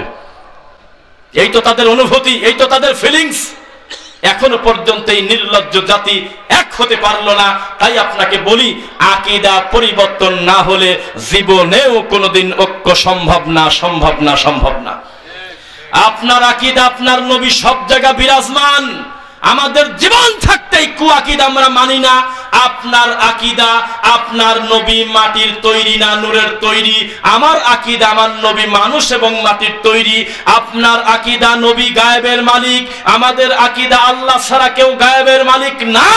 আপনার আকীদা মানুষ যখন মরে যায়, ও যদি পীর আউলিয়া হয়, মরার পরেও আমাদের কথা শুনতে পারে, কিন্তু আমাদের আকীদা কিচ্ছু শুনতে পারে না। ভালো মন্দের ফয়সালা আল্লাহর কাছে পৌঁছে গেছে। কিভাবে ঐক্য হবে বলেন? আপনি মানুষকে মারতেছেন কিভাবে? এই যে মানুষ মারা গেলে যে মৌতি খানা হয় আমাদের এলাকায় আছে কিনা বলেন? এরকম খানা আপনারা খান? ঠিক জানাই যারা এই কুলখানির খাদ্য আয়োজনে অংশগ্রহণ করে তাদেরকে বলি, এত বড় নোংরা খানার ব্যাপারে আজকে একটা যুক্তি শুনলাম, এই মুফতিরা নাকি ফতোয়া দিচ্ছে যে এই খানা কত পশু পাখি খায়, কত পাখি খায়, নিরীহ প্রাণী খায়, কুকুর খায়, এরা দোয়া করলেও তো কাজে লাগে। মানুষ না আমরা এমনি ফাও খালাম। ঠিক, এটা হলো একটা অমানবিক কাজ। এই কথা যদি কোন ইহুদি খ্রিস্টানের কাছে ব্যাখ্যা নিতে চান, এই ইহুদি খ্রিস্টান বলবে এই জাতির চাইতে দুর্ভাগা জাতি কি আছে যারা মানুষ মরে গেলে খুশি হয়ে মানুষ খাওয়ায়। খাওয়া হলো একটা খুশির প্রকাশ। মানুষ নতুন বাড়ি করলে খাওয়ায়, নতুন গাড়ি কিনলে খাওয়ায়, মানুষ একটা বিবাহ করলে খাওয়ায়, ছেলে জন্ম নিলে খাওয়ায়। এটা আবার কোন নির্লজ্জ নীতি? বাপ মরে গেলে খাওয়ায়, মা মরে গেলে খাওয়ায়। এর থেকে জাহেলিয়াত সমাজে কি হতে পারে? এদের শরম নাই, লজ্জা নাই? মনে রাখবেন, রাসূল সাল্লাল্লাহু আলাইহি ওয়াসাল্লামের সামনে কত জান্নাতি মানুষ মরে গেছে, সাহাবীরা মরে গেছে। আমার নবী জীবনে বলে নাই এই মাইয়্যতের বাড়িতে আগামী কালকে বাদজোহর মৌতিখানা তোমরা এসো। এই যে অপকর্ম, এই যে ধর্ম বিকৃত করে আমাদের সমাজে এই অদ্ভুত ফতোয়া আর এই অদ্ভুত কর্ম পরিচালনা করতেছে, এর শেষ কোথায়? শেষ কোথায়? এত দ্রুত ভুলে গেলে চলবে না। এই দেশ থেকে আপনার আমানত হাজার হাজার কোটি টাকা গায়েব করছে কিছু মানুষ, করছে কিনা বলেন? করছে কিনা? তারা আমরা দেখেছি দুই চোখ দিয়ে কিভাবে মানুষের প্রতি জুলুম করেছে, অত্যাচার করেছে। কিন্তু শিক্ষা গ্রহণ যদি আমরা না করি, আমরা তো বনী ইসরাঈলের মতো হয়ে যাব। আমরা শিক্ষা গ্রহণ করব, আমরা কোনো মানুষের ন্যায্য পাওনা কোনোদিন নষ্ট করে দেব না, মানুষের প্রতি জুলুম করব না, কাউকে গালি দেব না, কাউকে অত্যাচার করব না, মানুষের সেবা করব ইনশাআল্লাহ। এই নীতিতে যদি আমরা এগিয়ে যেতে পারি, আর আলেম ওলামাদেরকে জানিয়ে দেন, তোমার মুখ দিয়ে যদি কোনো মুসলিমকে একবার শুনি তুমি কাফের বলেছো, তোমার চাকরি বাতিল। তোমার ভালো না লাগলে তুমি বলো না, কিন্তু তুমি একজন মুসলমানকে কাফের বলো কিভাবে? এই অধিকার তোমাকে দেওয়া হয় নাই। পারবেন বলতে ইনশাআল্লাহ? পারবেন ইনশাআল্লাহ? ঈমানের দাওয়াত মানুষের কাছে পৌঁছে দেওয়ার জন্য অথেন্টিক কোরআন হাদিসের বক্তব্য না দিয়ে মানুষের মন গড়া বক্তব্য দিলে এই জাতি কল্যাণ করবে না। একটি কথা বলি, অনেক ভার কথা শুনে ফেলেছেন, আপনাদেরকে একটু কথা বলি, দুইটা কথা একটু মনোযোগ দিয়ে শুনবেন। সেটা হলো, মানুষ এই 2024 সালে এত কিছু উন্নত হওয়ার পরেও একজন হুজুরদের চরিত্র খনন, একজন মানুষের আধুনিকায়ন হওয়ার কথা কি পর্যায়ে গিয়েছে অধপতন আপনাকে আমি বুঝাই। রাসূল সাল্লাল্লাহু আলাইহি ওয়াসাল্লাম বলেছেন, শোনো, ইদা সালতা ফাসআলিল্লাহ, যা দরকার আল্লাহর কাছে চাও, ওয়াইদাস্তাআমতা ফাসতাইন বিল্লাহ, যা চাওয়ার আল্লাহর কাছে কামনা করো। অথচ মানুষ মাজারে গিয়ে পীরের কাছে বলতেছে, তাও আবার মরা পীর, আমাকে আপনি ছেলে দেন। আছে কিনা জাহেলিয়াত? এই মানুষের এই অপকর্ম কবে দূর হবে? এই আলেম ওলামা মীমাংসিত বিষয়ে যদি আল্লাহর ঘরের মেম্বারে দাঁড়িয়ে সত্য প্রচার করে দিত, সমাজে এত অসঙ্গতি থাকতো না, ঠিক কিনা বলেন? কিন্তু হয়ে গেছে উল্টা, মানুষ মানুষের প্রতি জুলুম করতেছে। এ ব্যাপারে মসজিদে কোনো বক্তব্য নাই, বক্তব্যই হচ্ছে হলো রামায়ণের মিথ্যা গল্পের মতো। শুনে রাখবেন, এই দেশটা আমাদের। এই দেশটা কাদের? এই দেশটা আমাদের। এই দেশের ব্যাপারে যখন কথা আসবে, তখন কেউ আমরা দেশের বিরোধী না, আমরা সবাই এই দেশের একজন নাগরিক, ঠিক না বলেন? রাসূল সাল্লাল্লাহু আলাইহি ওয়াসাল্লাম আমাদেরকে বলেছেন, লা তাআতা লি মাখলুকিন ফি মাসিয়াতিল খালিক। খালেককে বেদার করে মাখলুককে খুশি করা হারাম। মা যদি বলে জর্দা কিনে আনো, আনবো না। বাপ যদি বলে তাবিজ নিয়ে আসো, আনবো না। বাপ যদি বলে পীরের কাছে যাও, যাবো না। মা যদি বলে মিলাদ পড়ে আসো, যাবো না। বাপ যদি বলে ওই কুলখানি খেয়ে আসো, যাবো না। যত হারাম আদেশ করবে একটাও মানবো না। এরপরেও বাপকে সম্মান করা যায় কিনা বলেন? যত ভালো কথা আছে গ্রহণ করবেন, মানবেন, কিন্তু কথা যখন আসবে দিনের ব্যাপারে কোনো ছাড় নাই। আপনাদেরকে একটা জ্বলন্ত ঘটনা বলি। কোরআন মাজিদে একটা কাফেরের নামে সূরা আছে, বলেন তো সে কাফেরের নাম কি? হ্যাঁ, আবু লাহাব। আবু লাহাবের নামে কোরআনে একটা সূরা আছে, আছে কিনা? তো আশ্চর্য হবেন, শুনছেন কিনা, এত বড় জঘন্য পাপী যে মুহাম্মদ সাল্লাল্লাহু আলাইহি ওয়াসাল্লাম যাকে যাকে ইসলামের দাওয়াত দিত, দিয়ে চলে যাওয়ার পর আবু লাহাব আবার ওই লোকের কাছে যাইতো, যা বলতো, যা বলছে ভুলে যাও, আমি যেটা বলি সেটা নাও। নাউজুবিল্লাহ। উল্টা পাল্টা কথা বলতো। এত বড় জালেম, এই পৃথিবীর সবচাইতে নামকরা কুখ্যাত অপরাধীর ভিতরে আবু লাহাব একজন। এই আবু লাহাব মরার পরে তার বাচ্চা রেখে গেছিল 5 জন। এক বর্ণনায় আছে 5 জনই পরবর্তীতে কালেমা পড়ে মুসলমান হয়েছে, বলেন আলহামদুলিল্লাহ। আরেক বর্ণনায় আছে 2 জনের ব্যাপারটা ক্লিয়ার বোঝা যায় না, তবে একটা মেয়ে আর 2টা ছেলে আবু লাহাবের মতো খারাপ লোকের উপরে মুসলিম হয়েছে, আলহামদুলিল্লাহ। মুসলিম হওয়ার পর তারা বলতেন আল্লাহু আকবার। সূরা ফাতিহা শেষে বলতেন তাব্বাত ইয়াদা আবি লাহাবি ওয়া তাব। হে আল্লাহ, আমার আব্বার হাতকে ধ্বংস করে দেন 2 হাত, আমার আব্বাকে আপনি চিরতরে ধ্বংস করেন। কি বুঝলেন? বাপ যত বড় অপরাধী হোক, ছেলে তার এই কথা বলবে, আব্বা আপনি ধ্বংস হয়ে যান বলবে? কিন্তু দিনের ব্যাপারে যখন কথা আসছে, আবু লাহাবের ছেলে পর্যন্ত বলতেন আল্লাহ, আমার আব্বাকে আপনি ধ্বংস করে দেন, কারণ দিনের ব্যাপারে কোনো ছাড় নাই। বোঝা যাচ্ছে কিনা? দিনের ব্যাপারে কোনো ছাড় নাই। আপনার ছেলের কানে দুল থাকবে কেন? আপনার ছেলে, বিবাহধারী ছেলে, চুল লাল করে রাস্তায় ঘুরবে কেন? আপনার মেয়ে পুরুষের পোশাক পরে রাস্তায় ঘুরবে কেন? আপনার মেয়েরা 2টা পর্যন্ত বাইরে থাকবে কেন? আপনি মানুষ না, আপনি হলো পশু। তবে কোন পশু সেটা বললাম না। যে পশুর নাম নেব সেই পশুকেই অপমান করা হবে। বালহুম আদল, পশুর চাইতেও খারাপ, আল্লাহর কথা। এজন্য দায়িত্বশীল ভূমিকা পালন করতে হবে আমাদের, বলেন ইনশাআল্লাহ। যেহেতু আমাদের সামনে পরবর্তী আমাদের সম্মানিত আলোচক বৃন্দ আরো রয়েছেন, আমরা আর আপনাদেরকে কষ্ট দেব না, তবে আমাদের কিছু ফর্মালিটিস আছে। আপনারা যদি বিরক্ত না হন, সেই বিষয়গুলো আমরা আগাবো। আর আমাদের এই মাহফিল শেষ করার পরে সফরটা রয়েছে 432 কিলো। এজন্য আমাদের একটু রেস্টের ব্যাপার আছে। আপনারা হলে আমার প্রতিবেশী, আমার আপন ফুফাতো ভাই, আপনাদের মসজিদের দায়িত্বশীল শাওন মোহাম্মদ আব্দুর রাজ্জাক হাফিজাহুল্লাহ, যিনি গ্যাপে গ্যাপে উপস্থাপনা করে আপনাদের সামনে আমাদেরকে প্রেজেন্ট করতেছেন। তার খেদমত অনলাইন অফলাইন ভিত্তিক আলহামদুলিল্লাহ দৃশ্যমান। তার জন্য আপনারা কল্যাণের দোয়া করবেন, যেন আল্লাহ তাকে দিনের বড় দায়ী হিসেবে কবুল করেন। সেই সাথে মাঝে মধ্যে নিজের মানুষদের সামনে একটু আলাপ আলোচনা করলে একটু নিজেদের ব্যাটারিটা চার্জ হয় কিনা, সেই হিসেবে আজকে আমরা এখানে এসেছি, একজন বক্তা হিসেবে নয়, একজন ভাই হিসেবে আর এক ভাইয়ের পাশাপাশি একটু খবর নিতে। তো ঠিক তার দৃষ্টিতে এই মাহফিলটা করতে, যে কোনো প্রোগ্রাম করতে টাকা পয়সা, মেধা, শ্রম দরকার আছে কিনা বলেন? যেহেতু প্রথমবার আপনারা এই জায়গায় বসলেন, কিছুদিন আগেও এই জায়গার রাস্তাটা ছিল খুব ছোট, কোন একটা ওসিলায় আল্লাহ সুন্দর একটি মাঠের মতো রাস্তা দিয়েছে, মানুষের চলাচল সব দিক থেকে সুবিধা। অনেকগুলো ভাই আমরা এক জায়গায় জমা হতে পেরেছি। আমি খুব 5 থেকে 10 মিনিটের ভিতর আমি চাইবো আপনারা কিছু ভাই বলেন, এখানে আপনি প্রোগ্রামকে বেস করে কিছু আর্থিক সহযোগিতা করবেন, যাতে উৎসাহিত হয়ে প্রতি বছরে এই দাওয়াতি কাজটাকে রানিং রাখা যায় ইনশাআল্লাহ। ও আল্লাহর ঘর উন্নয়নের কাজ রানিং আছে আলহামদুলিল্লাহ। আমাদের ভাই আলেমরা দান করে না, এটা আপনারা সবাই বলেন না, কিছু সময় শোনা যায়। হাফেজ মুস্তাফিজুর রহমান মিন তোয়াজউদ্দিন, তিনি একজন আলেম, একজন দায়ী, একজন আলোচক। 500 টাকা প্রথমে দিয়ে তিনি শুরু করলেন। আল্লাহ আমার ভাইকে দান তুমি কবুল করো, আল্লাহুম্মা আমিন।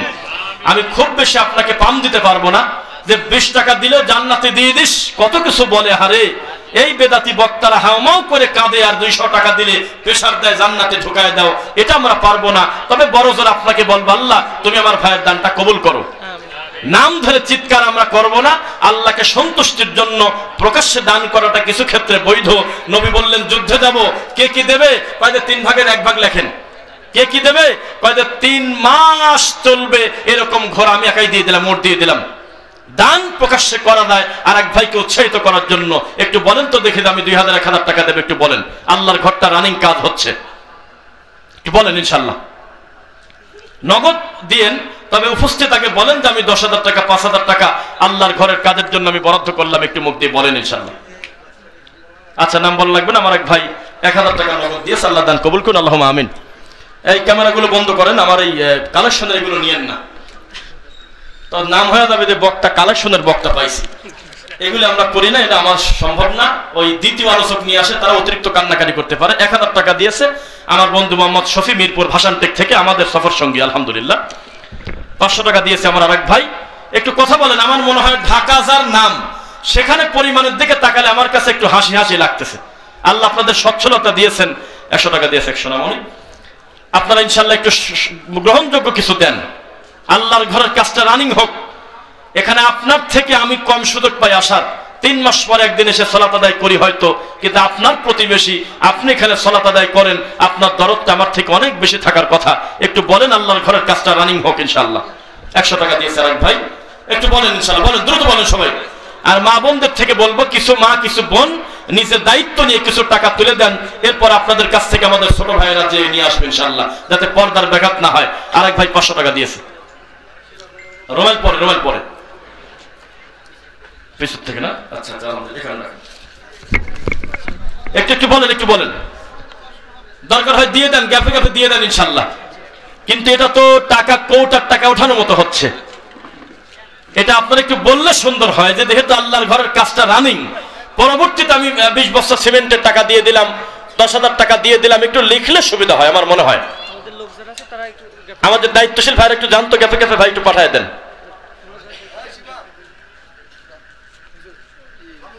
আলহামদুলিল্লাহ, সংখ্যার বিবেচনা কোনোদিন সত্যের মাপকাঠি না। এখন যদি ভোটাভুটি হয়, তাকান সবাই, এখন যদি এই দেশে গণতান্ত্রিক পদ্ধতিতে ভোট হয়, আল্লাহর নবী মাটির তৈরি না নূরের তৈরি, এখানে বাতিল বেশি ভোট পাবে। কথা বলে না। এখন যদি ভোটাভুটি হয় মানুষের, যে নবী নূরের তৈরি না মাটির তৈরি, কারা বেশি ভোট পাবে? কারা বেশি ভোট পাবে? ব্রাহ্মণবাড়িয়া থেকে তাহেরির গ্রুপরা প্রায় 80 ভাগ ভোট পেয়ে জয়যুক্ত হয়ে যাবে। তো সংখ্যা কোনোদিন সত্যের মাপকাঠি না। তো যারাই আপনারা আমার সামনে আছেন, আমি উপস্থিতির প্রতি আমি সন্তুষ্ট, আল্লাহ তুমি সন্তুষ্ট হয়ে দাও, আমিন। আপনারা একদম বিনয়ী ধৈর্য ধারণ হয়ে পুরো কথাগুলো শুনতেছেন। চামর খানের মুজিবুর রহমান ভাই 10,000 টাকা ঘোষণা দিলেন, আলহামদুলিল্লাহ। আল্লাহ মুজিবুর রহমান ভাইয়ের দানটা তুমি কবুল করো, আল্লাহুম্মা আমিন। একটু বলেন না মুখ দিয়ে 10,000 5,000 দিবেন, এটা একটু বলেন, সহজ হোক ইনশাল্লাহ। 10,000 টাকা কেউ দিবেন, একটু বলেন তো দেখি। কেউ কথা বলবেন না ইনশাল্লাহ?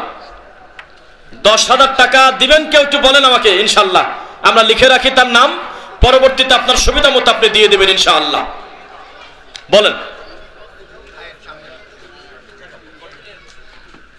আছেন কেউ 5,000 10,000 টাকা? একটু বললে আমরা লিখতাম ইনশাল্লাহ। লিখে আমরা, আমাদের সামনে কিন্তু আরো আলোচক রয়েছেন, আমরা খুব বেশি আপনাদের কষ্ট দেব না, অতি দ্রুত বলবেন। মহিলাদের কাছ থেকে না? ও মাশাআল্লাহ, আমাদের মা বোনদের কাছ থেকে বেশ কিছু টাকা আসছে। এটা কি কোনো পোশাক নাকি? অন্য জিনিস দিয়ে আসেন, এটা টাকাটা রেখে, হ্যাঁ টাকাটা রেখে দিয়ে আসেন। জি আসেন। মা বোনদের কত ইজ্জত। আমি গাইবান্ধাতে এক জোকারেক ধরছি, দাঁতগুলো তরমুজের বিসি, এক বেদাতি বক্তা, ভিজিট হলে 80,000 টাকা। জালসার দিন যদি জোহরের আগে টাকা বুঝে না পায়, চলে যায় ব্যাক করে। সেই জোকার বলতেছে, আমার শ্বশুর যখন বাড়িতে আসে, আমার বউ হলেও 6 রকমের মাছ আর 5 রকমের মাংস রান্না করে। পাবলিক খালি হু হু করে হাসে। বলে আমার ওই বোর কাছে যখন আমার বাপ আসে তখন আমার বাপের জন্য আমার বউ বিস্কুট দিয়ে দেয়। আমি কই এই কি তোর ব্যক্তিত্ব রে? আরে ল্যাংটা হুজুর, আমাদেরকে যদি ভরা মঞ্চে যদি পিটানো হয় আর বলা হয় তোমার বোন নাম কি, নামও বলবো না, বেটা ছোট লোক।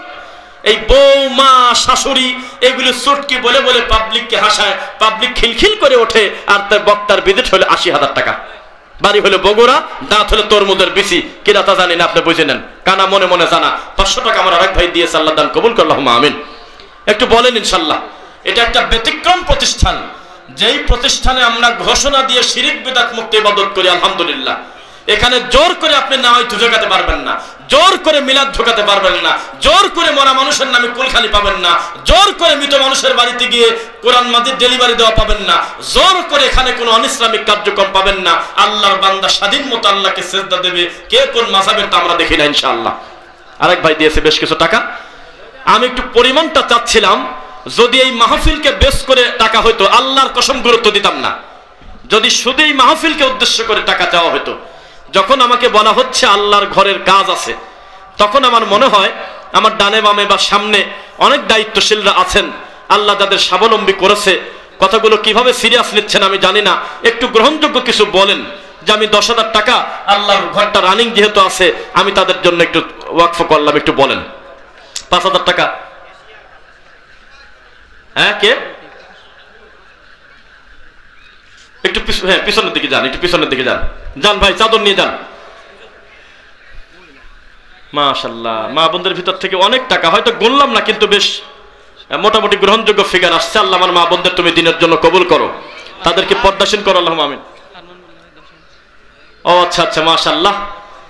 এই বড় বাড়িতে যাদেরকে আমি আল্লাহর জন্য সবচেয়ে বেশি ভালোবাসি এবং তার সঙ্গত কারণ আছে, অনলাইন ভিত্তিক পরিচয়ের মাধ্যমে যার সঙ্গে আমার প্রথম সম্ভবত অনলাইনে পরিচয় হয়, কথাবার্তা হয়, তিনি আমার প্রিয় ভাই, পিছনে আমার প্রিয় বন্ধু। তিনি একজন মাস্টার, একজন শিক্ষক, একজন দায়িত্বশীল। তার নাম আরমান বিল্লাহ ভাই। তিনি 10,000 টাকার ঘোষণা দিলেন এই মুহূর্তে। আল্লাহ তুমি তার সাদাকা কবুল করো, আল্লাহুম্মা আমিন। আল্লাহ তুমি তাকে উত্তম রুজি দিয়ে দাও। সবাই তাকান, ইহুদিদের শয়তানির কথা বলছিলাম না? ইহুদিরা কি করে দেখেন, আল্লাহ বলল মানজাল্লাযী ইউকরিদুল্লাহ করদান হাসানা, কেউ কি আসো আমি আল্লাহকে কর্জ দিবে? যেই বলছে আর ইহুদিরা বলতেছে যে বুঝছি আল্লাহ মনে হয় ফকির হয়ে গেছে। লাকাদ সামিআল্লাহু কাওলাল্লাযিনা ক্বালু ইন্নাল্লাহা ফাকির ওয়া নাহনু আগনিয়া, তোমার আল্লাহ মনে হয় ঠেকায় পড়ে গেছে, আমরাই তো ধনী, তোমার আল্লাহই তো ফকির। নাউজুবিল্লাহ। ইহুদিদের একটা চরিত্র মনে পড়লে কোরআনের আয়াতটাই বললাম, তারা কত নিমক হারামি করেছে, আল্লাহ তাদের এমন ভাবে ধ্বংস করেছে। কাউকে বানিয়েছে বানর। কি বানাইছে? বানর। কাদেরকে সেটা তো জানেন আপনারা। কাউকে বানিয়েছে অবিসম্পদ সম্প্রদায়, যদিও আমরা তাদেরকে অনুসরণ করি, বলেন নাউজুবিল্লাহ। একটা পজিটিভ কথা বলি, সবাই তাকান। অন্যান্য বছর 100 মাহফিল যদি নিতাম, এখানে অনেকে সাক্ষী আছে, প্রায় 40টা মাহফিল ছুটে যেত। বলেন তো কি কামে? দুই একটা কারণ বলেন শুনি। কাজ করা ব্যাপারীপাড়া মসজিদের কমিটি, মসজিদ কমিটি 6,000 টাকা দিয়েছে সম্মিলিতভাবে। আল্লাহ সাদাকা তুমি দানকে তুমি কবুল করো। বলেন তো কি কারণে মাহফিল হয়তো না, একটু বলেন শুনি। 90% উপরে নাকি মুসলমান, সেই দেশে আইডি কার্ড পাঠাতে বলতো আমাদের, যে থানা থেকে আবার ঠাকুর পূজা করা লাগবে। তারপর কোন ইবলিস নামক এক নেতা নাকি বলতো যে এদেরকে আনা যাবে না, তাহেরি আব্বাকে আনো। এরকম একটা দিন ফেস করছি। আলহামদুলিল্লাহ এবছর একটা খালি ছুটেছে, একটা মাহফিলও ছুটে নাই। একবারে টানা রমাদানের আগের দিন পর্যন্ত মাহফিল, যদি আল্লাহ সুযোগ দেন দাওয়াতি কাজ আল্লাহ করাবে ইনশাআল্লাহ। তবে যদি আবার আমার মাঠে পারে না, আমার রানিং বক্তব্য ঠেকায় দিয়ে নেতা বক্তব্য দেবে, এই দৃশ্য মনে হয় আপনারা দেখে দিতে পারবেন না ইনশাআল্লাহ। যদি ব্যতিক্রম ঘটে তো দুই একটা হয়তো 2 মিনিট উল্লেখ করা থাকবে, নইলে এই সুযোগ তারা পাবে না ইনশাআল্লাহ। আবার যদি আপনি রাজনৈতিক মঞ্চ বানান, জালসার মাঠকে, আবার ঈদগার মাঠকে জানাজার লাশ সামনে রেখে যদি ভোট চান, আবার আপনার পতন হবে। মনে রাখবেন, আপনি যে দল করেন না কেন আপনি জুলুম হবেই। আলেমদের প্রতি নির্বিচার করেছে, আলেমদেরকে অত্যাচার করেছে, আলেমদেরকে গালিগালাজ করেছে, আলেমদেরকে প্রকাশ্যে বেইজ্জত করেছে, তার একটা শাস্তি আছে কিনা? শিক্ষা ধ্বংস করে দিয়েছে, একটা শাস্তি আছে কিনা? এই দেশ গরিব যে বলে সে হলে ভণ্ড, এ পাগল জুকা। এই দেশ গরিব বলছে কিনা আপনার? এক এস আলম গ্রুপের কাছে এক মুরব্বীর কাছে যে পরিমাণ টাকা আছে, হাতে গোনা 10 জন সিন্ডিকেটের টাকা জমা করলে এই গোটা এলাকার লোক টাকাটা নিয়ে বেড়াতে পারবে না। তার মানে জবাবদিহিতা নাই, সুদ খাওয়ার মতো। যে খাচ্ছে সে খালি উপরে উঠে যাচ্ছে, আর যাকে দিচ্ছে সে দিন দিন নিচে নামতেছে। আছে কিনা? এই জন্য খবরদার, আপনারা আল্লাহকে ভয় করবেন, মাহফিলগুলোকে পরিচ্ছন্ন রাখবেন ইনশাআল্লাহ। আমাদের এই কথাগুলো শুধু আপনারা শুনতেছেন তা না, অনলাইন ভিত্তিক মানুষের কাছে যাচ্ছে কিনা বলেন? এখন শুনতেছেন 2-1000, হয়তো এই মুহূর্তে রানিং হয়তো 10,000 20,000 মানুষের কাছে আমাদের এই কথাগুলো পৌঁছে যাচ্ছে। আপনি যদি আবার জুলুম করেন মানুষের প্রতি, আপনার পরিস্থিতি ঠিক তাই হবে ইতিপূর্বে যা হয়েছে। সাবধান। কে? ও উপস্থিত এখান থেকে দিয়েছে, তাহলে শেখকে নিয়ে আসা হবে। ও চামর খানের মিজান ভাই 5 বস্তা সিমেন্ট। আমার ব্যর্থতা কিনা তা জানি না, তবে হয়তো আমি ওইভাবে রাঙিয়ে দিতে পারতেছি না আপনাদেরকে। আর একটু দান সাদাকে একটু আশা করতেছিলাম, যদি আপনারা দিবেন ইনশাল্লাহ ইমানের গতিতে। আরো কিছু ভাই বলেন যে সিমেন্ট দিবেন ইনশাল্লাহ, একটু বলেন সিমেন্ট। হ্যাঁ বলেন বলেন, পিছন থেকে বলেন। হ্যাঁ কি কি হাত তুললেন? তাকবীরের জন্য হাত তুললেন নাকি?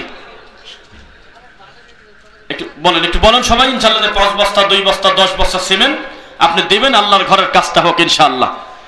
এভাবে তো মাহফিল হয় নাই, আমি তো জানি। আসলে যেই যেই আলোচককে আপনারা হাতের কাছে পেয়েছেন, ধরে নেন সবচেয়ে কমা দামি আমি আমারটা বাদ দিয়েই বললাম, বাকি যে আলোচকগুলোকে এখানে এনেছেন তাদের এক একজন আলেমের নামের উপরে একটা মাহফিল হয়ে যায়। কথা বোঝেন নাই? তাদের নামের উপরে ব্যক্তি বেশ করে একটা জালসা হয়, অথচ অনেকগুলো সম্মানী দায়ী এক জায়গা করা, এটাকে আপনি কত রকম মূল্যায়ন করতেছেন তা আমরা জানি না। তবে আমরা আশা করব আপনারা আরেকটু সাদাকা করবেন ইনশাআল্লাহ। আমাদের জুয়েল ভাই মাশাআল্লাহ, পর্দার আড়াল থেকেও যে খেদমত করা যায় তার একটা প্রমাণ আমাদের প্রিয় ভাই, প্রিয় বন্ধু, সাথী, দীর্ঘদিন আমরা একসঙ্গে দাওয়াতি কাজ করেছি। আমাদের জাহিদ হাসান জুয়েল ভাই চেনেন নাকি আপনারা? চেনেন? কি বললেন? আপনার কথা বলতেছেন? ভাইয়ের নামও জুয়েল, আল্লাহ ভাইকে ভালো করুন। ফরহাদ ভাই, তো জুয়েল ভাই আছে আমাদের পাশেই। একসঙ্গে আমরা প্রায় 62টা জেলায় আমরা দাওয়াতি কাজ করেছি, সফর করেছি। 5,000 টাকা আল্লাহর ঘরের জন্য ভাই এখন মনোনিবেশ করলেন। আল্লাহ তার একটা সন্তান, তুমি তাকে দিনের জন্য কবুল করো, বড় আলেম করো। আল্লাহ তার পরিবারের উপর তুমি উত্তম বারাকা দান করো। আল্লাহ তার রুজিতে তুমি বারাকা দাও, আল্লাহুম্মা আমিন।